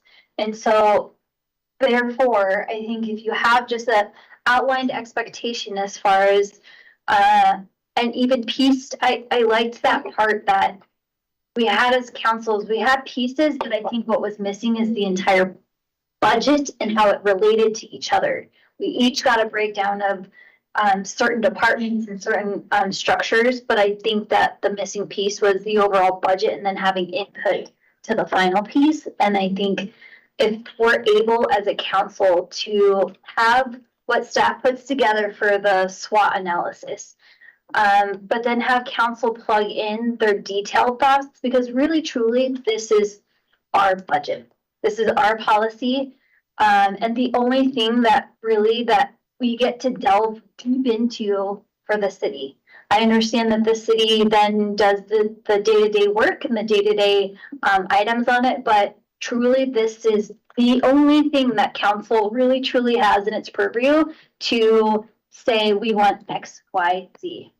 And so I think if we had that process outlined and expectations Q1, I think it will help tremendously moving forward. So. Mayor Pro Tem? On that note, and I mean, I know I brought this up when we passed the budget and I brought it up before as far as my idea to look at water rates. But if you expand out on why that's important in my view, that really comes back to, you know, looking at how the council is, deciding what's important from a policy level. And so this council since 21 has, you know, decided that that's really important. So if you take items like that and figure out how we really are able to, you know, understand the details of, you know, how we go after that, and in the way that I've asked us to do the next year, whether it's public safety or water, I think that that would be very useful in my mind, because to Councilor Emmons' points, this is, you know, should manifest our strategic plan. It should manifest the things that are important to this council that we, you know, feel that the citizens elected us to take care of. And so I agree with, you know, kind of the general idea of what you're saying. Like, we need to be able to look at it in that light and be able to understand how those ideas that come out of the council are being applied to it. I forgot a threat. No, maybe it's not a threat, but I forgot to put it down wherever it fits. And it just hit me when you were talking. I don't think we have a really comprehensive CIP plan. When I was on school board, we knew we had 156 buildings. We knew when the roof was put on every one of them. We knew when the boiler was put in every one of them. We knew all of the major infrastructures and knew from dates and whatnot. That's how the comprehensive land use was made for the next 2 years to 5 years. And yes, it was ever changing because a boiler can blow its gasket at any time, but at least you had a plan put together. Walking around the promenade the other day with the pugs, I mean, do we really stop and look at some deterioration? I don't know when anything's been done over there, but the bricks are chipping. The big flagstone or what granite or whatever the things are. Every day in one of the places Gibbs goes, I just keep thinking we're going to see them just laying over. So how do we know all of our infrastructure? And I know we have lots of different departments, but even with open space, I know we have an open space tax, but it's time to start looking at that. Do we need to go for maintenance only? Because that is a huge expense. We need to know those things in order to communicate what the needs are for this community to the public. And the way we currently do it, I just don't feel we know. I'll reiterate what I think I heard from all the people here is that council has to be involved much earlier in the process. Okay, because this year, by the time it got to us, it was pretty much of a done deal. And the impossible task you asked us to do on August the 5th was impossible. There's no way without having details, we could say, take this out and put that in. That was impossible for us to do. And we asked you to do that on September 18th. Okay, August September. 5th. August 5th was, and remember, I think I it's, thought it was August 5th where you asked for the water rate reduction. that discussion was actually the September 18th. Oh, okay. Well, then, Because we, that's even later. on August 5th, the council approved planning for a 4.5% rate increase. And so, but back to the discussion point, I think it's important to remember that,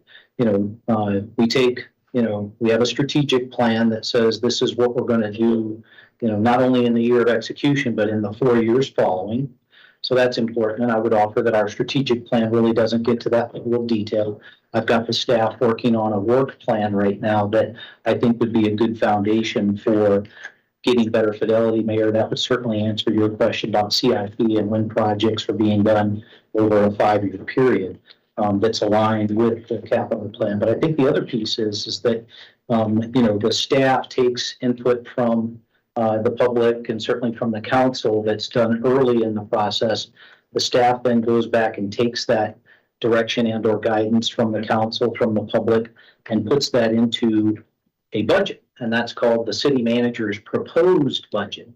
And so, it comes to you as a completed document.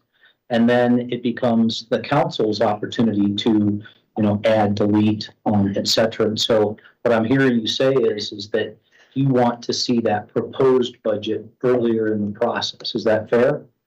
Yeah, I think that's right. Okay, gotcha. So we can certainly take a look at that on our timeline. Mayor Pro Tem? In terms of, for one, I would want to put support behind what the mayor said, and I think that's something that I've brought up, throughout my time, specifically more probably in the water infrastructure, just that idea. And I know that's something as a city we've been trying to work towards.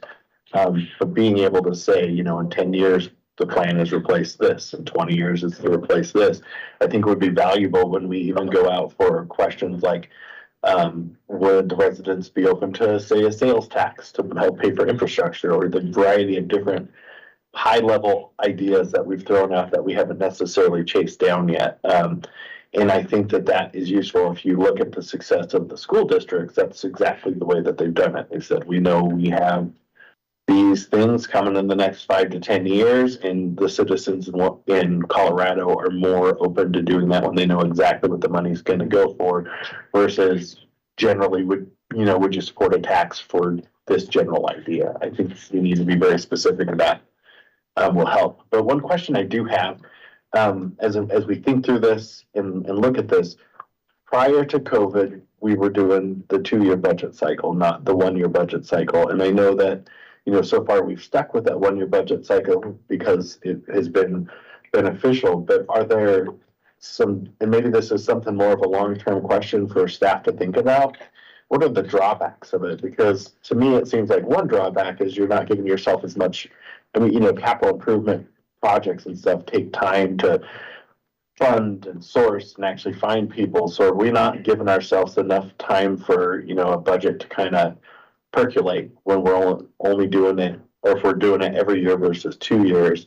That's just one example, but I'd be curious to know, are there some negatives that we should be thinking about as a council as we continue to go down the path of doing every year? And I think the short answer is that it depends on the stability of the national economy. If there's an unknown future in the national economy, as we've experienced over the last several years, planning a budget for a year at a time makes the most sense. If you're in a relatively stable place, and we know that, growth is kind of looking like this over time, those 2-year budgets become easier. But I think given the instability of the national economy after the last, 3.5 years or so, 3 years, has really driven a lot of municipalities that used to do 2-year budgets to do 1-year budgets. But certainly something we can take a look at as things kind of settle down, right?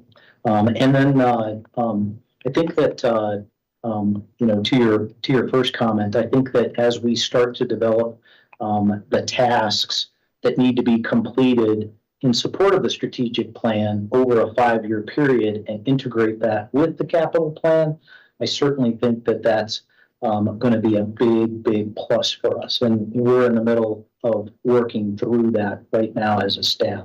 But my desire is to bring that back to the council end of January when we sit down to do strategic planning moving forward. Great, thank you. Councilor Mel? One, I just thought I'd underline the O&M story and just making sure that that's transparent. So I agree with that, Mayor and Mayor Pro Tem, on that. And I just wanted to clarify, with Councilor Baker, where he was talking about making sure we had input earlier. I don't think it's just about getting the manager's budget a little earlier. It's really going back to having the conversation about how can we as a council and the community have more buy-in in the development of that, because it almost is like a black box where you do go back and just kind of, okay, staff, let's do this, put it together. But is there, when we're talking about innovations and process, and some interactiveness, how can that be integrated in at some juncture within that black box period so that we actually kind of maybe have an idea of maybe the approach might be this, or we were able to, you know, throw darts on a wall and, you know, whatever the case may be, just have a little bit more direction setting before the staff really does put in the time. Yep, absolutely. Yeah, no, you know, I don't have my notes with me, but one of my key points to Chris, because I knew I was going to be gone, but, you know, a weakness was getting council, if you will, guidance earlier in the process versus later. But you need to understand what's the macro projection at that point. We need to know what, you know, are we working with more money? Are we working with less money? Are we working with about the same amount of money?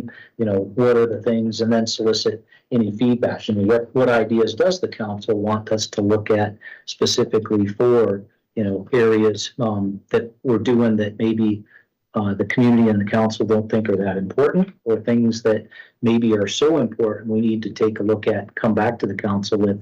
These are things that, you know, we would, you know, recommend not doing in order to do something if it's a zero-sum game. Yeah, yeah, and I just want to say, like, I think we can have some of that conversation before we have the exact number, you know, projection. Absolutely. Okay. Councilor Zadig. So I've heard this a few times now, but I just wanted to confirm, because I haven't heard from you, unless you've said it before, in terms of how capital planning is done. It sounds like it's what everyone's saying that. So my question is, does the city do capital planning from a asset management, depreciation of our assets, looking forward, you know, time-based depreciation of our assets? Do we not do it that way? And it's all driven by requests, et cetera?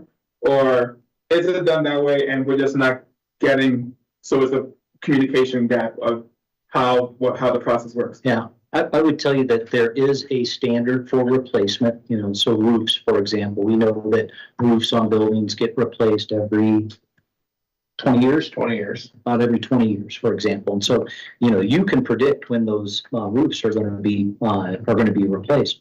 The challenge becomes when something else goes haywire, you know, in the preceding year. And so guess what? You need to shift that right by a year because you got to do this.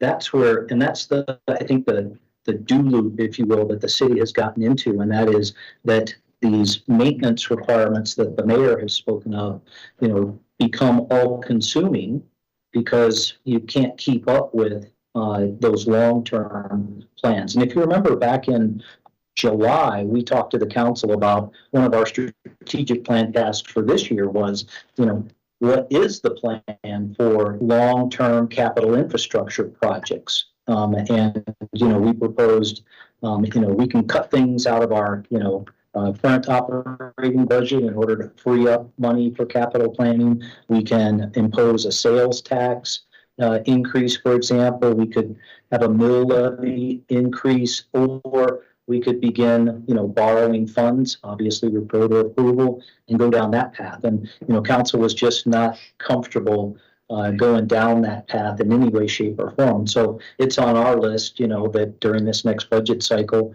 we need to have that conversation again, because, you know, as we said, the way we fund our capital plan right now is that at the end of the year, on average, you have $20 million left over.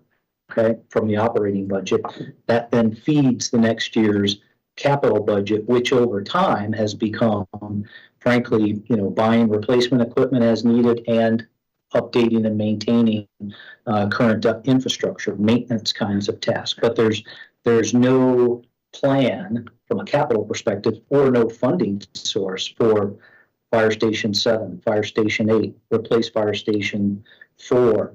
Trying to think of, I'm sure there are others. What else? Those are really the big three. I mean, and those are expensive. You know, that right there is probably, $75 million easy. 3 stations, $25 million about. Where does that come from in our current construct? And so we're gonna have to think through that. And that's on our list of things we gotta figure out between now and when we publish, our strategic plan, capital plan moving forward. Okay, but in that example that the mayor gave, that building, that city is aware of those kinds of. Sure, and you know, if you're talking bricks and things like that, those are easy.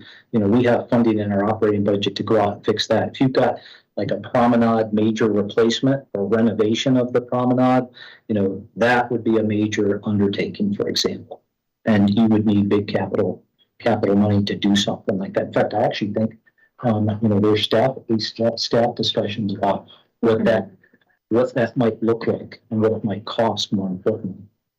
I mean, let me give a really specific example, just so you know. So every major facility asset, including, I mean, all the way down to like ceiling tiles, we have a tracked in a system and a facilities maintenance system. And we have a replacement schedule, and they're looking at those assets every year for the next 5 years as they do a capital plan. HVAC, roofs, ceiling tiles, entryways, railings, stairwells, paint, those sorts of things. And there are thresholds that feed those into what we should actually. Correct. Into the CIP. Okay, I would agree with the mayor, though. I think council needs more transparency on a lot of that. And I also would like to see What's that look like? Sure, we could do the it. underlying, Easy. why is this project on here? Well, it's on here because, you know, 10 years in, this roof needs to be. And then the other thing was so I agree with Councilor Nomella. It's not about getting the proposed budget earlier. It's about council feeding, influencing the proposed budget, that first version. And for me, I think it's more about community. I think we need a lot more community-driven process for that first version. And then, so I don't know how you do it, but I'm sure you guys will come up with something creative on how you do that. But I think you break it up into pieces, because I'm sure that there are pieces that need to happen, right? Like there are minimum requirements that the city needs, that you need to build into any budget, no matter what. But there's probably a piece there that we can all drive. Right. So I think that's what we're talking about. What can we drive? So telling us what we can drive and giving us the opportunity way in Q1 throughout the year. Sure. And the transparency of whatever your CIP pieces are, that should be so public. What we did was we put a book that was for each school in every library and any of the Jeffco libraries. People could go and look at what was going to happen in the next 5 years. It was pretty easy to do bond issues because people knew what their school needed, and we need to share what it costs to run the city. It takes a lot of questions. People have no clue. Yeah, it takes away the questions when people see why. Good. Mayor, if there are no more questions, it's 8:30. Do you want to take a break or drive on to the third presentation? Those of you that didn't take a break, you want one now? Yeah. Sorry, that didn't use your time of 30 minutes. You were supposed to be here, we were not excused. I followed the rules. Turkey's king. 5 minutes, 5-minute break. Go. Except for Seymour. You just sit there. I'm a stand. You go to My friends.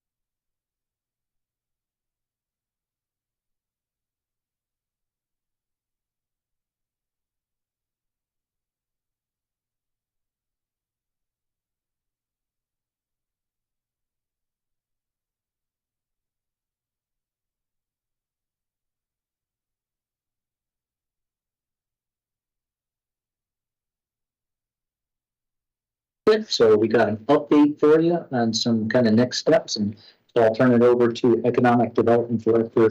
Go ahead, Lindsay. Thank you. Good evening, Mayor, Mayor Pro Tem, and councilors. I'm Lindsay Kimball, Director of Economic Development, and tonight we are going to give you an update on our progress with developing the redevelopment and adaptive reuse toolkit. Tonight with me, I have our staff here, John Burke, Heather Cronenberg, and Stephanie Troller.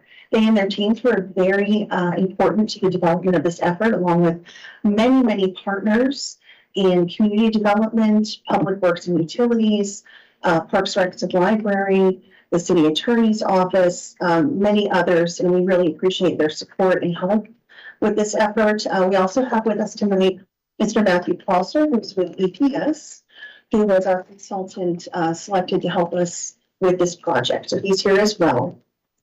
I want to really emphasize what we have woven throughout this entire presentation tonight and throughout the document that you have in the toolkit is a focus on action.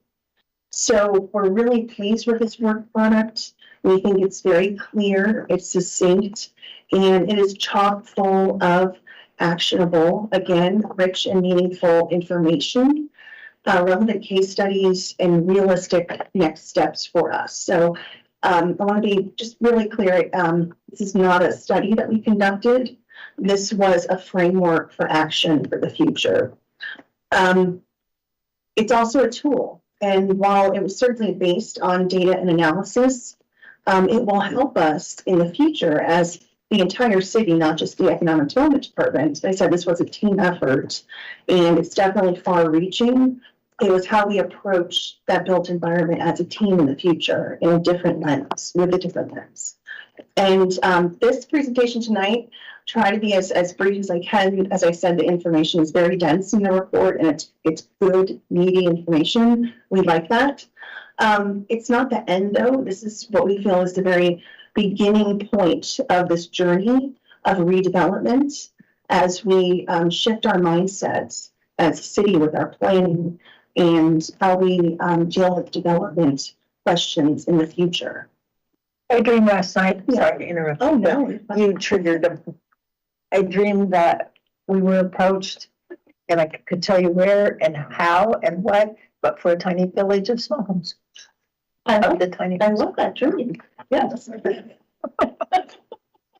See, you're on my mind 24/7. It's wonderful. Thank you. Moving in a good way. All right.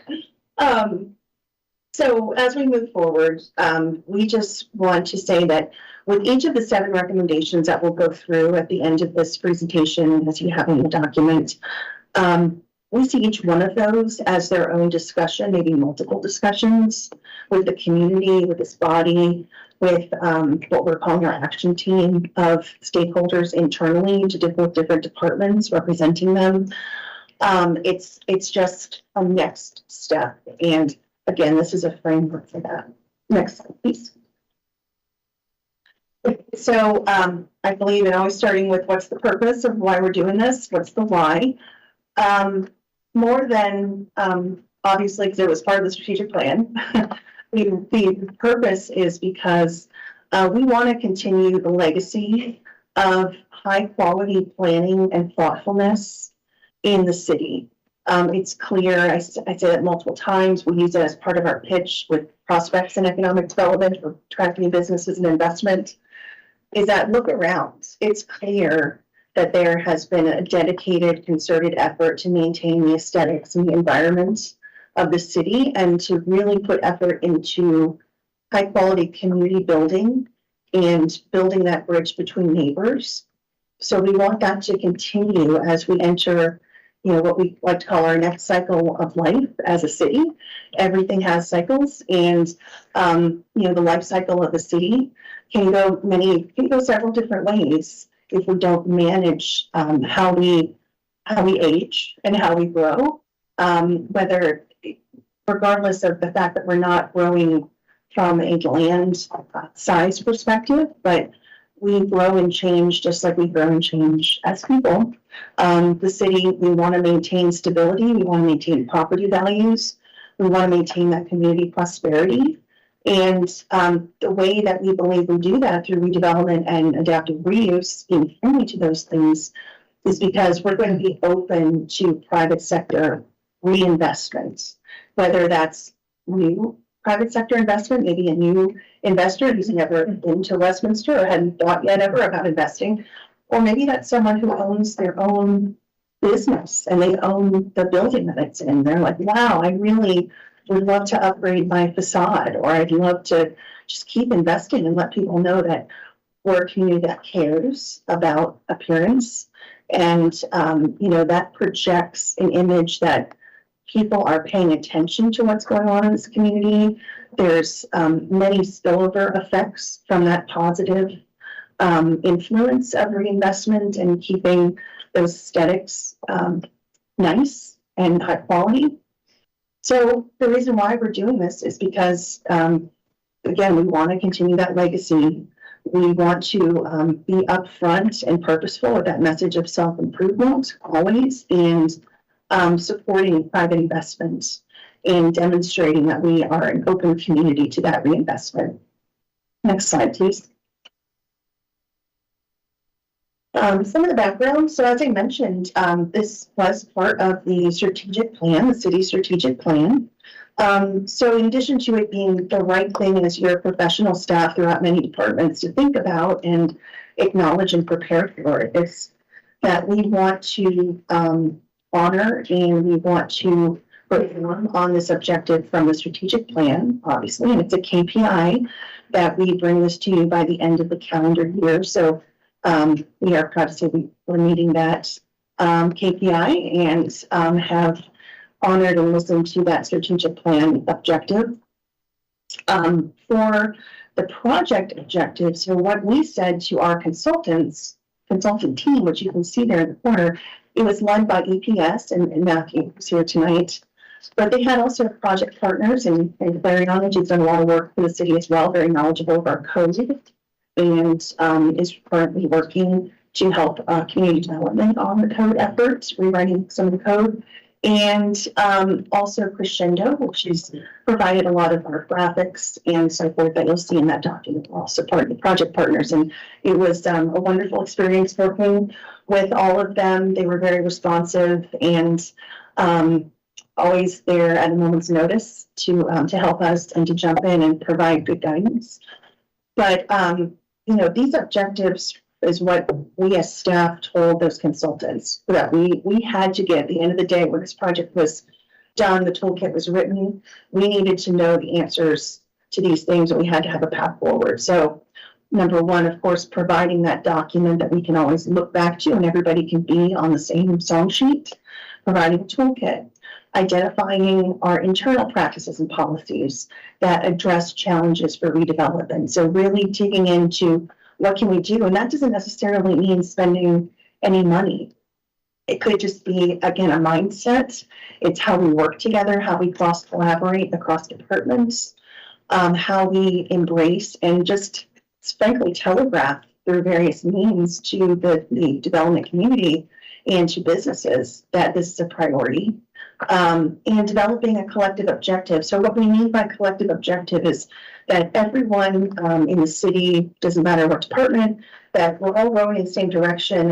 And it's not economic development's toolkit. It's clearly going to affect multiple departments. And we had that mindset from the beginning of this project and had our internal stakeholder group with us, meeting at regular tempo with us and having input in the process. That was very important. We could not create this in a vacuum.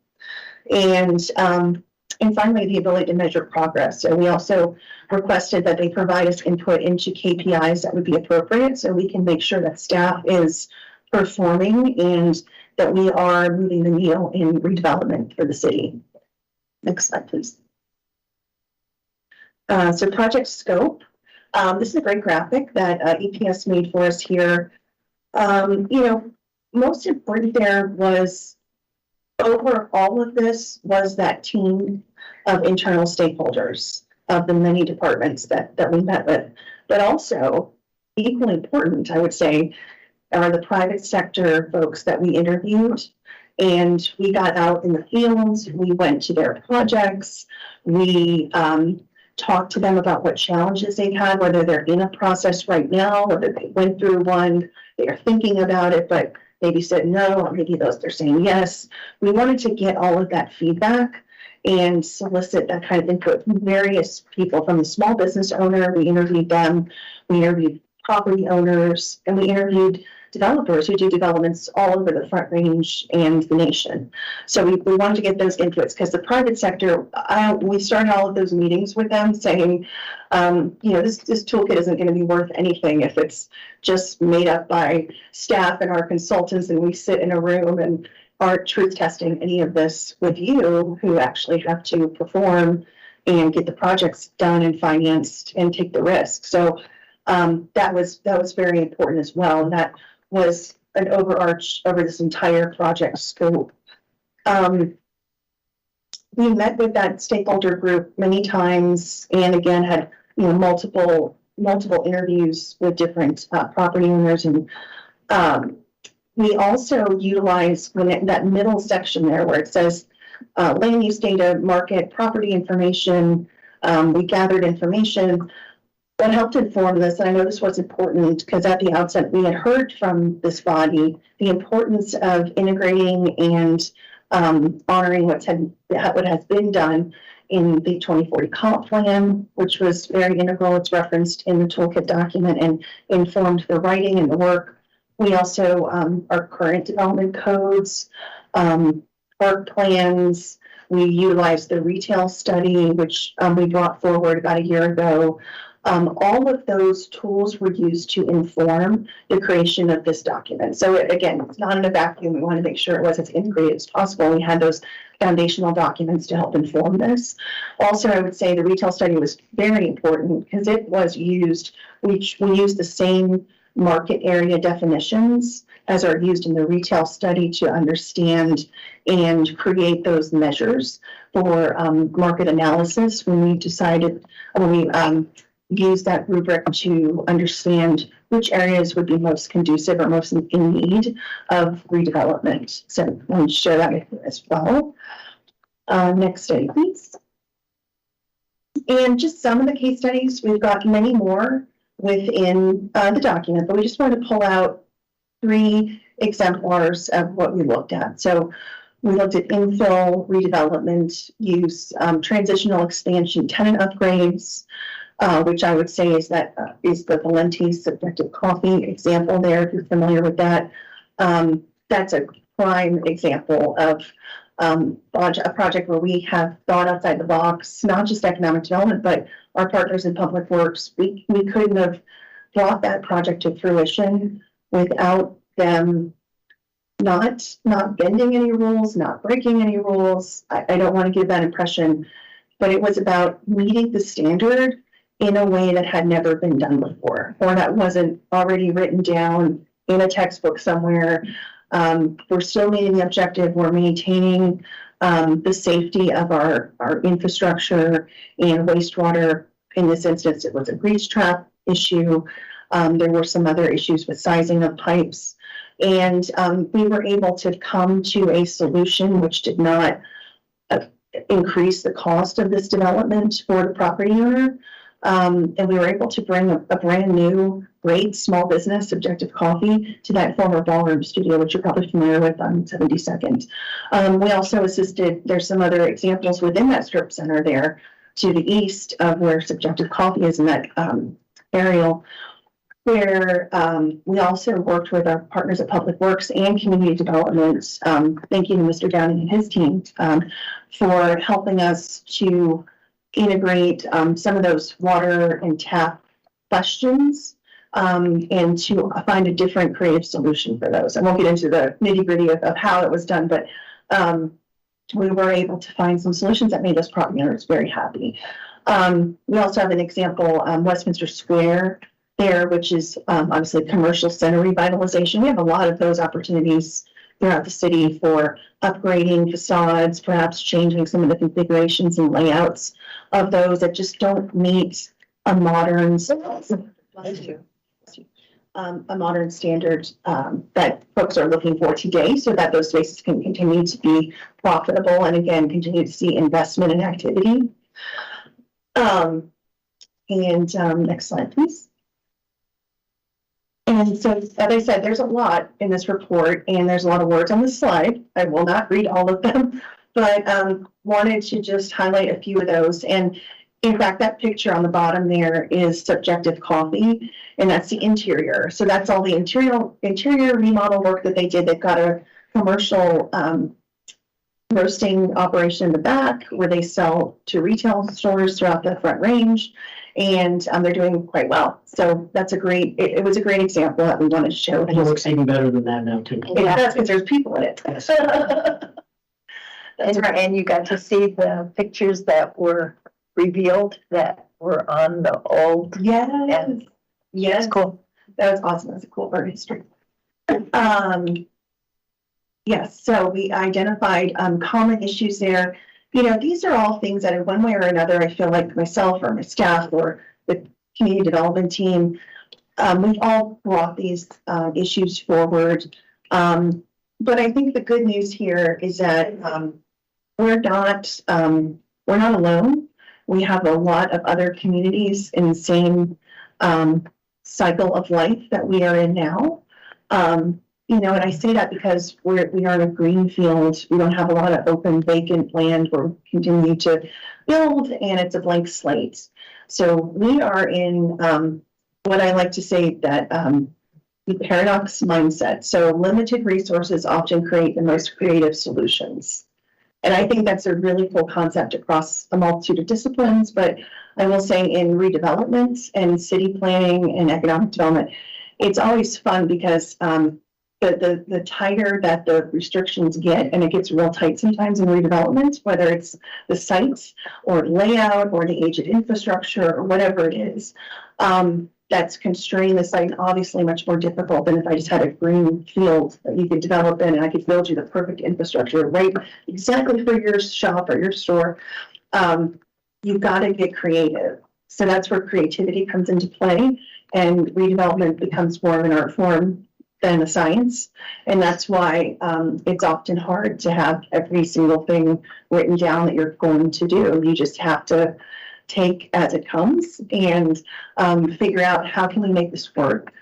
Because every site now going forward is probably going to be one of these situations where there was something before, or you know, it's building's been raised, but still there's infrastructure in the ground, and there's different neighbors surrounding that property, or maybe the size and shape of the parcel is not conducive. So those are just some really high level examples of why, you know, the common issues, we understand what those are. I think we've heard them before with other projects,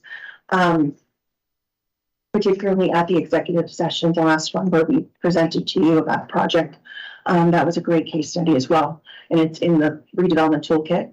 But the best practices research is also great because we're not the first people out there. We're not a pioneer. We've got a lot of other communities in the Front Range who are in similar situations. So we always try to learn from them and learn from their mistakes and not make them again, and create an even better program that can serve Westminster, because we're not those other communities.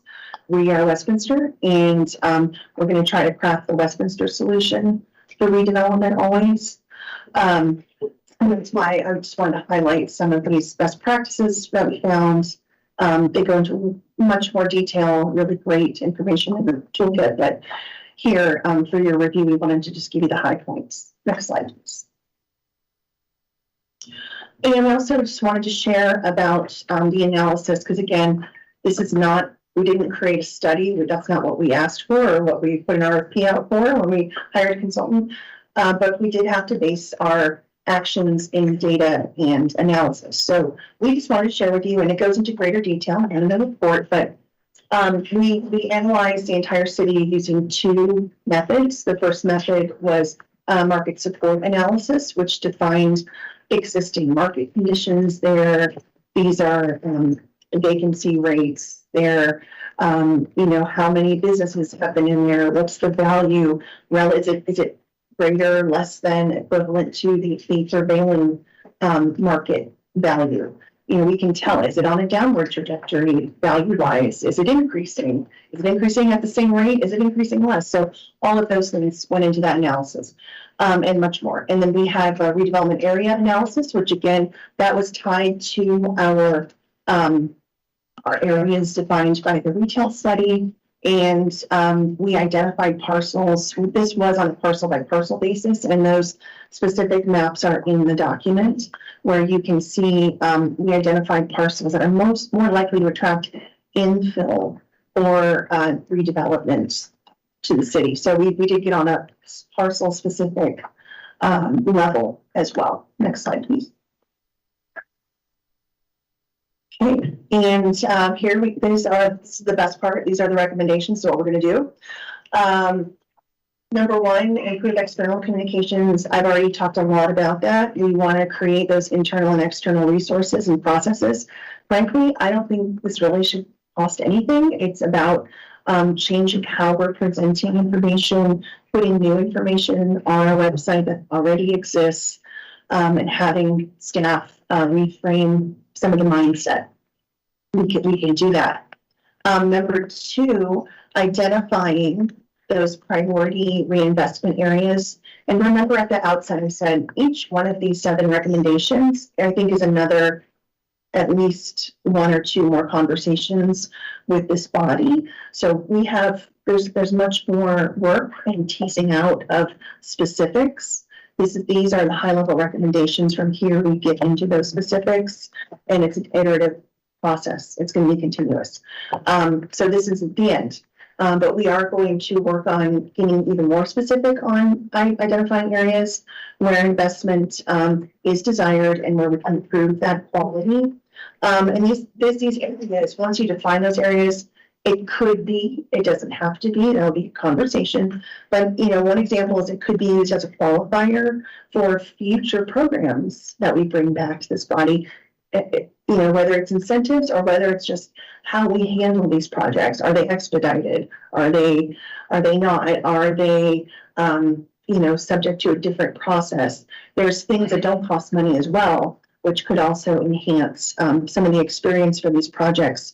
And also another way that these priority reinvestment areas could be used as a tool for the city is, you talked a lot about CIP tonight.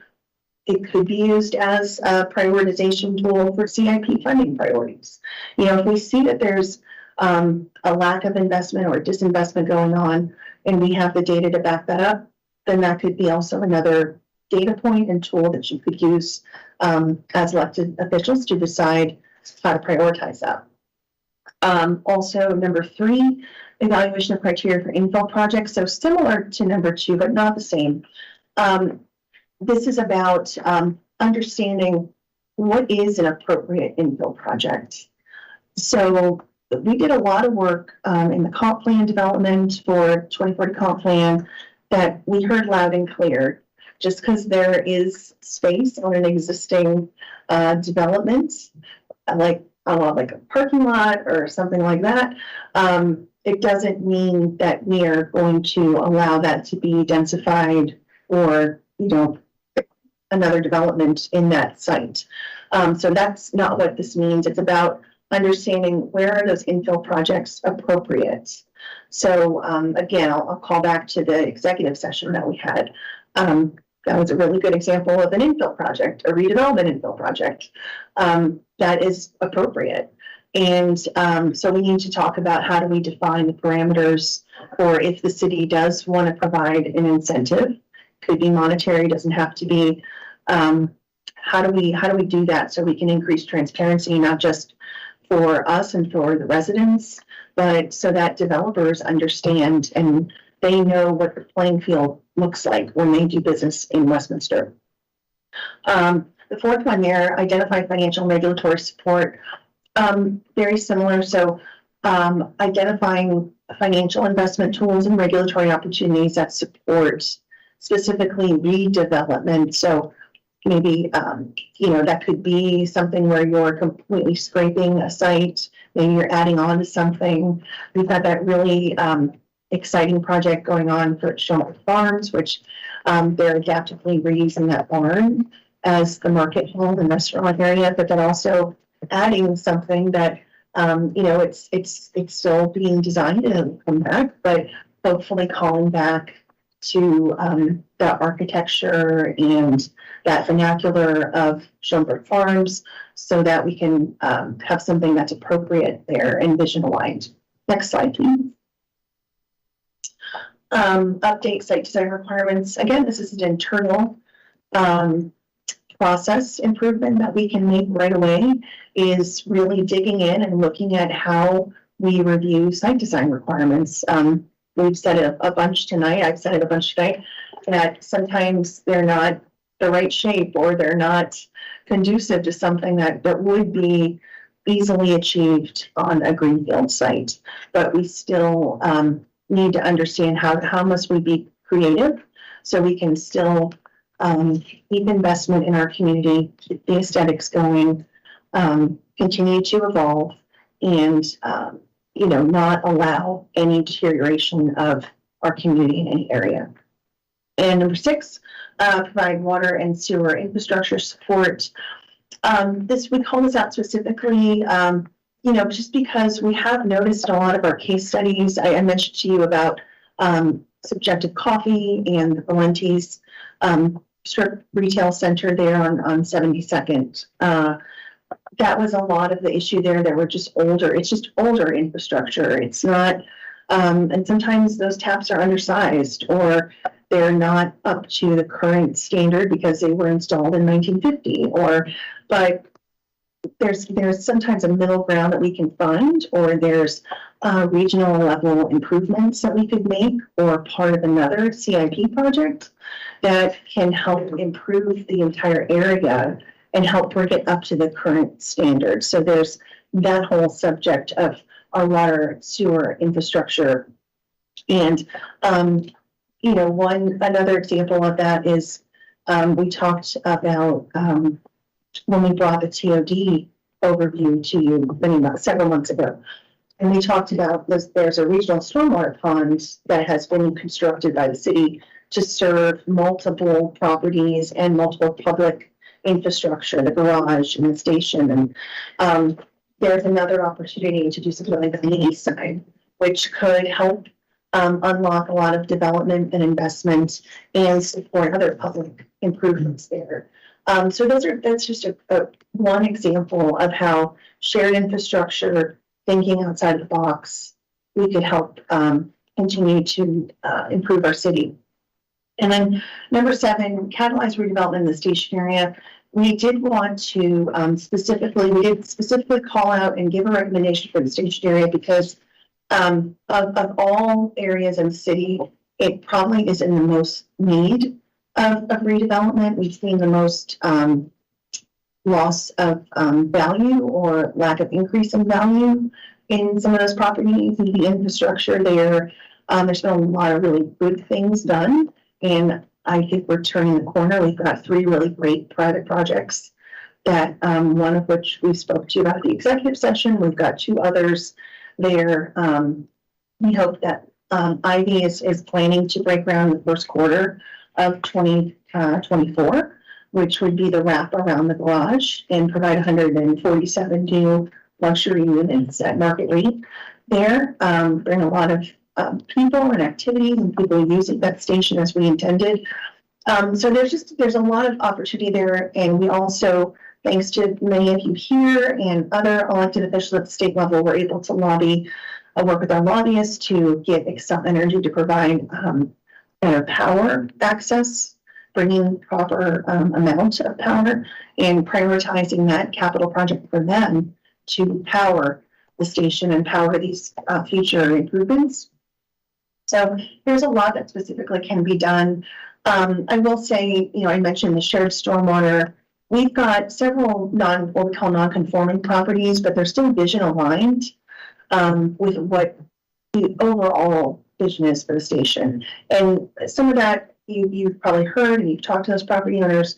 But for example, it's allowing smaller scale craftsmen, it would be classified as light industrial, but It's craftsmen working on, creating different products. It's people in the arts. It's artisan makers. It's, maker spaces. You know, there's small scale things and just little tweaks. The plan is amazing and, you know, it definitely has helped everyone to understand what the vision is for there. So we're just saying that as we've test driven it over the years, there are just some simple, maybe small tweaks that we'd like to propose. And again, each one of these needs to come back to this body and needs to be discussed and vetted further. Next slide, please. So finally, next steps. We have identified in the study some near-term wins that we can do. We've already started some of these things. We've started the conversation internally. We've established the redevelopment action team. And I do want to specifically call out and say thank you to the folks who have been part of that team. John McConnell, Andrew Spurgeon, Sean McCartney, Stephanie Ashman, Nathan Lawrence, Dave Horace, all from community development.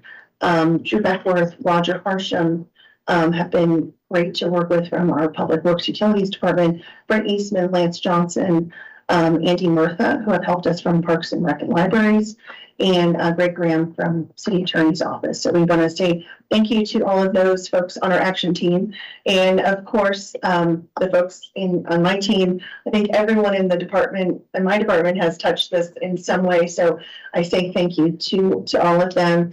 In particular, Heather Cronenberg, John Burke, Stephanie Troller, and Stephanie Audie for all of their assistance. So these things, it starts with external stakeholder communications, the website, as I mentioned, redevelopment team. We also are working on better aids to navigate the development process and ways of identifying process improvements that we could do and really digging into how do these things move through the development process and are there system improvements that we can do. We also are looking at identification of, as I said, novel ways to address infrastructure. Teams are already working on that. Novel ways to consolidate small parcels or find private investors looking for those sorts of opportunities and being a matchmaker. And also providing matchmaking services there for industrial uses looking to locate or expand outside that are currently in the TOD area and matching them with property owners outside so that we can help see that vision of the specific plan come to life. So a lot of what we do in economic development is matchmaking and selling and trying to sell the community and encouraging people to invest. So we're going to continue to do that with a focus on redevelopment and these redevelopment areas. So I would say we're off and running, and we are adopting and living this mindset of redevelopment. And we believe it's got a lot of positive spillover effects for other properties. As properties redevelop, they influence their neighbors. It changes the visual aesthetic of the community. It increases community pride. There's lots of these other benefits that occur from redevelopment. But redevelopment it's just vital for maintaining the vibrancy and prosperity of a first ring, high quality suburban city, which we are. And it also provides the incentive for those investors to catalyze these efforts. And then from those investments and hopefully new sales tax being generated and keeping that cycle going, also stimulating revitalization of our own public infrastructure. We're being able to fund those improvements of CIP improvements through the stability and growth of property value and sales tax. And the wheel just keeps turning, and we're hoping to keep it spinning so that we can constantly have that flow of new projects in our community and a continuing investment. So with that, I will stop, and I'm more than happy to take any questions. Thank you. Just to comment as much as anything, and you hit it on the points here, but you talked about the dedicated redevelopment team that's cross-functional, I assume, so that we can cut through the problems. But more important, what I found on the next page too is that that's of little or no value without that continual feedback loop that you discuss in the document too. And I often hear from, people in the trades that do business with the city and how that's working or not working. It's working much better than it used to be. So that's important. But also, it's also referred a little bit farther down on that is how we're going to, judge success. Yes. Whether it's working or not on the metrics, number of permits by this team, number of new businesses, retail sales change, and then, vacancy rates in those targeted areas. So I appreciate the fact that it looped into itself is important. And I think if we can keep this model and this mindset and promote it to the business community, that we're here to get things done. Yes. We're to figure out how to get things done. I think it'll make a huge difference because that's what draws, people, time is money. And they just don't have the time sometimes to deal with that. That's my comments. Thank you. That's really good.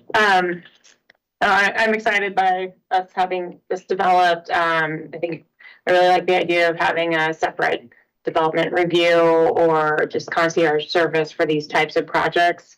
I'm just trying to understand the scope a little bit more. I mean, we have areas where, obviously like Westminster Station and maybe the Harris Park neighborhood or other areas where we'd like to see investment. But we also have these kind of one-off infill sites throughout the community that have sat for a really long time. I'm thinking even like the site that's sitting over next to the steakhouse up on 112. Yeah, the Hideaway, and just kind of Yes. how do those sites relate, or are we more focused on specific areas? Thank you. That's a great question. We wanted to be, and we had this conversation amongst the team when we were developing this.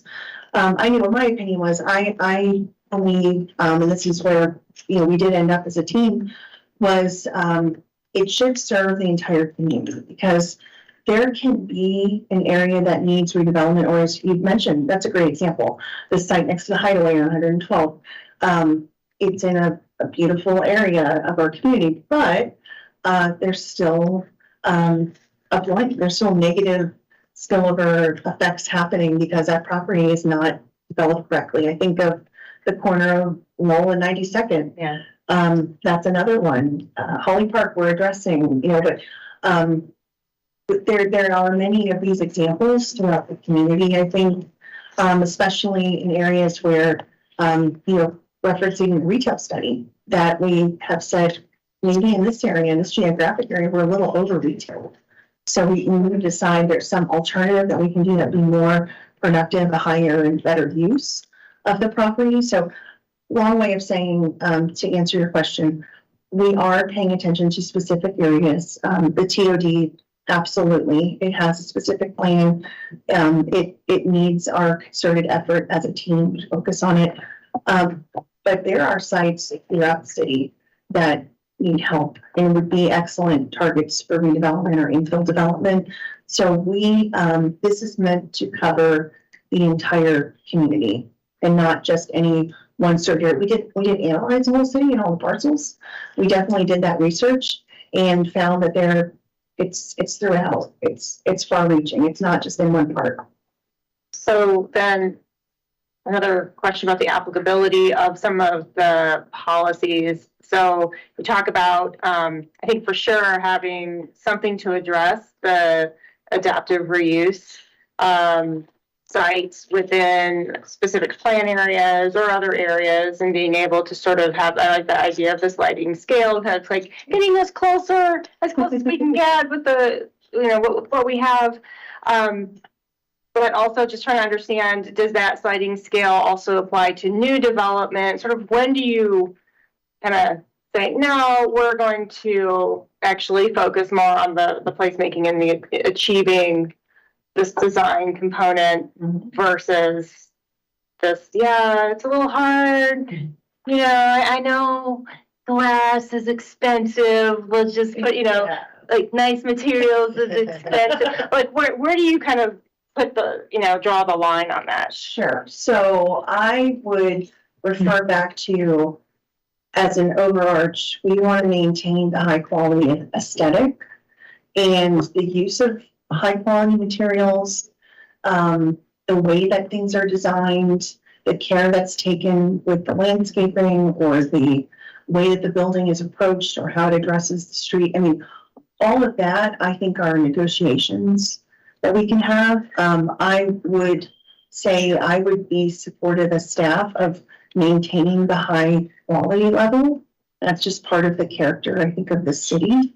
And we would not want to relent on that to any great degree. And those are some of those questions.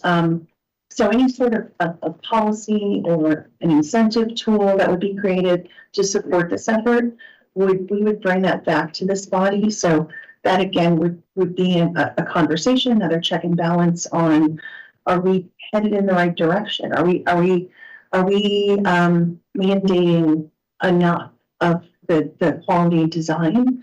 Because, I've watched all of the concept plan reviews that you all have done, and watching those, and, there's a lot of great suggestions that have been made to improve those projects. So I wouldn't want to stop that process or stop that sort of input into making it higher quality products. Yeah, I would say just be clear about when you are applying any type of relaxation of standards, particularly when it's in the zoning. So you have specific plans that are zoning, and those are not a negotiated zoning like a PUD.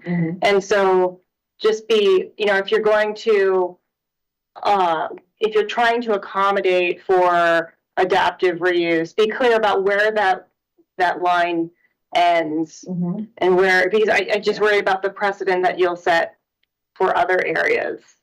And Somebody will always try to push it. exactly, yeah. So just, a slippery slope if everything's a negotiation. Yes. And then, does it matter? I guess, sorry, two more questions. One is, this is my fun. I like this. So with the fees, particularly around PLD, I know that's been a difficulty. And it's kind of an interesting concept where in our redevelopment areas, the PLD, it's not like new land to be able to say, oh yeah, just dedicate this portion. But it's also, as we get denser or we're trying to work on a, maybe it's an affordable housing project or something, it gets really tight because those dollars add up, and as land prices increase, and certainly that gets even more expensive. So would that PLD component sort of apply again throughout the city at a certain scale of project or type of project? Or is it more by location? Or, maybe that's not yet determined. We don't have answers yet to those questions, all really good questions and questions that we need to work through as a team. I don't have an answer to that right now, but that would definitely be a conversation that would come back. Okay. And I totally forgot my other question. So you let You'll remember it. I know, I probably will. Councilor Azadi. Well, thank you. This is very exciting. To Councilor Seymour's point, years ago, it was very hard for lots of businesses they didn't want to work with the city. We were very rigid. We had no tools for them, right? So but we've actually done a lot of things, I think, in the last 2 years, even, that the sentiment has changed. I think we've done a lot of, so it's great that the purpose of this is kind of to take it to the next evolution of business growth, private investment. How do we get more of that? So I have a few more, just they're more so comments than anything, because I know you're getting to the details as your next step. But related to area, specific underserved areas, I think the Harris Park area should definitely, and it's difficult because of the divestment, right? The history of divestment there. But I think if we're talking about the toolkit and how to catalyze an area like that, I would like to, at least personally, I'm sure many of us would agree, I think there are incentives to bring in and help to revitalize that's definitely an area that should be up there, in my opinion. And related to the toolkit and how it addresses sustainability, I'm sure you'll get into those details, but we have a sustainability plan that I'm also curious in terms of, do we have an update on progress on that plan? Because we have a plan.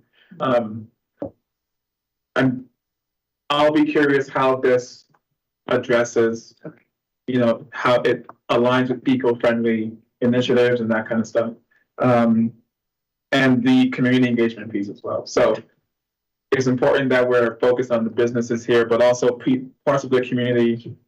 There are other stakeholders in the community that would probably have a lot of input related to the what and how. So, Mayor Pro Tem?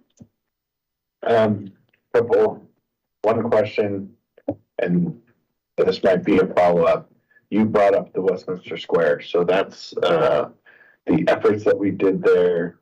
I'm not sure who all that predates. I know I was here when we did that, and there was a lot of mixed feelings about whether or not that was the appropriate move, because it wasn't new, but to use tax incentives the way we did wasn't something we had done prior with an existing store or shopette.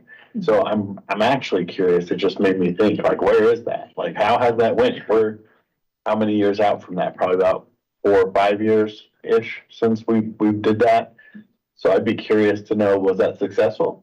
Did we do the right thing? It's Mr. Howard to come up and. Hi, it's Stephanie Troller, Economic Resilience Manager. I was the project manager that helped Westminster Square.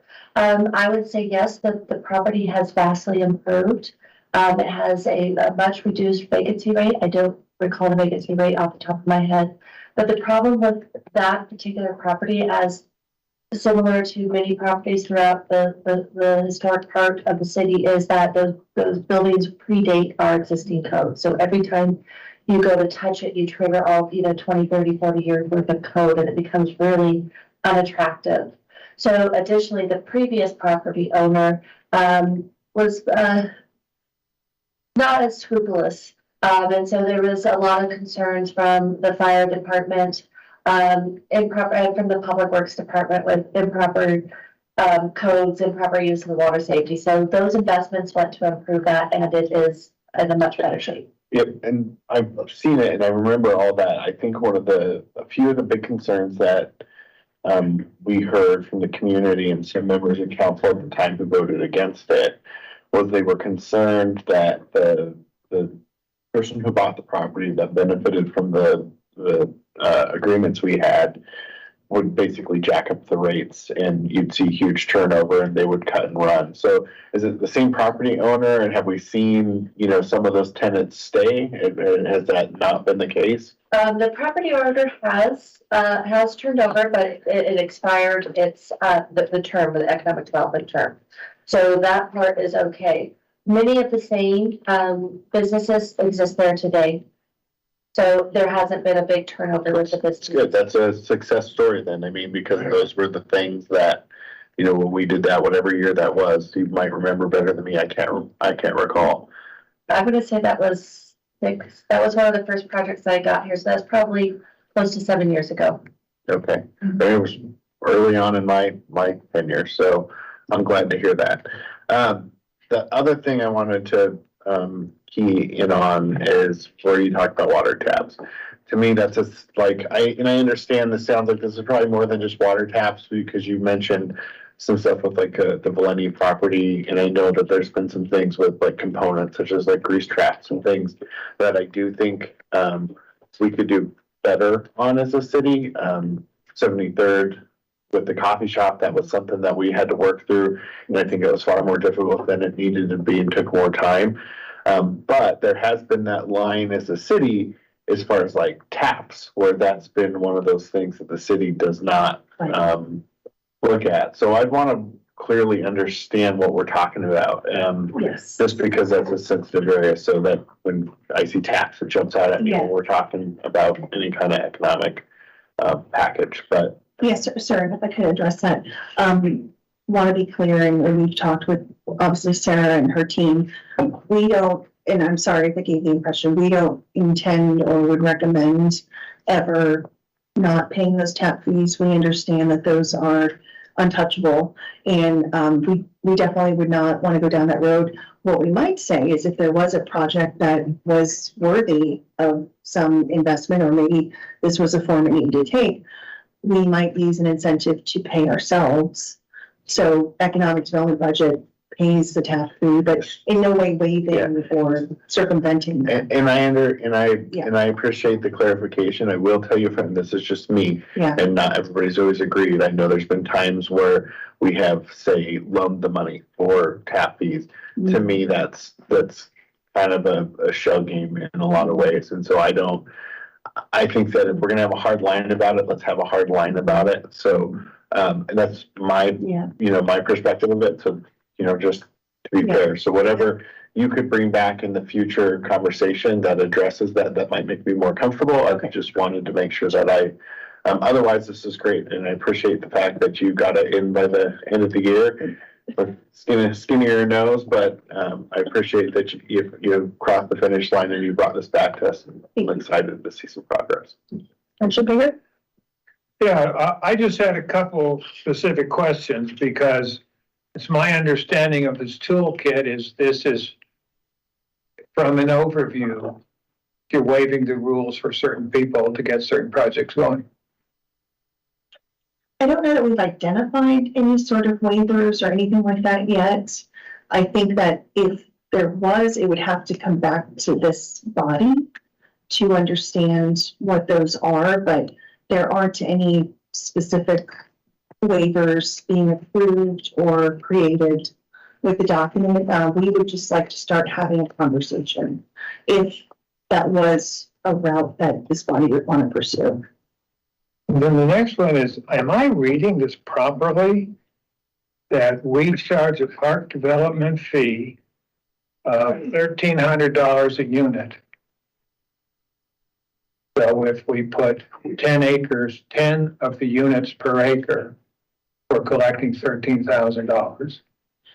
Right. So and Aurora charges $195,000 per acre. So 10 times, 15 times as much. So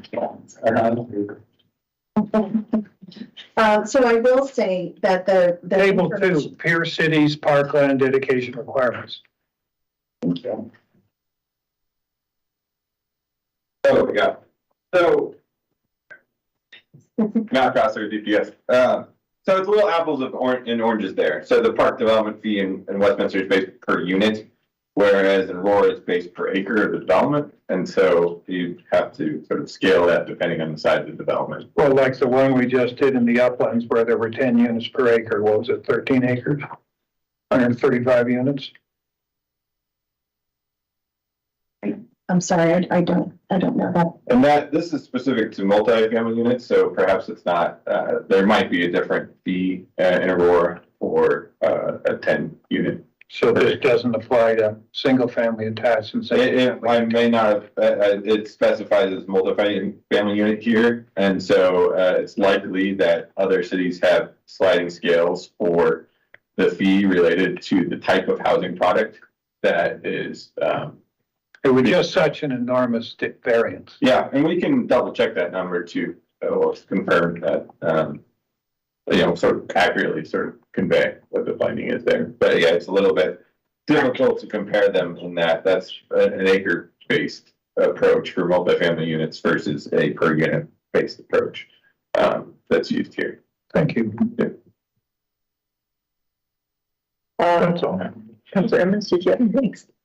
No, just to reiterate what everybody said, I had written down that my hope is that this would outline consistency as far as what would be considered for these infills and making it, I don't want to use the word fair, right? Just guidelines as far as, if it was going to be a coffee shop, what are the guidelines for that? Do we all need grease traps for, the location just because of what Mayor Pro Tem said as far as the coffee shop in relatively the same area. One had a little bit more difficult time than the other. And so I just want to make sure that we're outlining the expectations for these redevelopments. And then the other one was ensuring that it was kind of mentioned, but just ensuring that we're looking at each development and each process with the same way that we would do any new development and making sure that it meets our water resource capacity as far as build out. So just making sure that we're keeping that same lens on, even if it's the infill, to make sure that we're meeting the needs. Thank you. Okay, I remembered my last one. But it's kind of similar to what Councilor Emmons just talked about, is just making sure that we have a lot of clarity around what projects are a priority. So we might have a geographic area, but we might weight an employment use that activates the daytime activity over, I don't know, residential uses or something. So that would be kind of interesting to know. Or is it a mixed use project that's bringing in some retail, or having some parameters, like, is it activating this area? Is it, how is it reaching our overall goals? And then if we start to relate it to use, whether it's a new project or an adaptive reuse, a lot of things fail over time. So, and usually within the statistic, like 50% of new restaurants fail within, I don't know what it is, a year or whatever the heck it is. 2 years. Yeah. So just kind of, I don't know, just being thoughtful about where the investment's going. Maybe it's more in the physical versus the use itself. Thank you. Wonderful report. Thank you. And thank you for bringing it in October and not the day before Christmas. And you've heard, I think there's been some great ideas for you to continue to think about and as you refine things. But it was a great report and easy to understand, and just happy we're headed this direction. Thank you. We appreciate that. And again, thank you to the entire team that are all here. But I really appreciate it. It was definitely a team run. That's all we got, Mayor. Okay. Happy Halloween, everybody. Have fun tomorrow. Yeah. Make sure you get that's okay. Just do the ones you like. Yeah, I know, right? Sorry, Greg, it's not that candy. I don't even check it. Oh, That one's mine.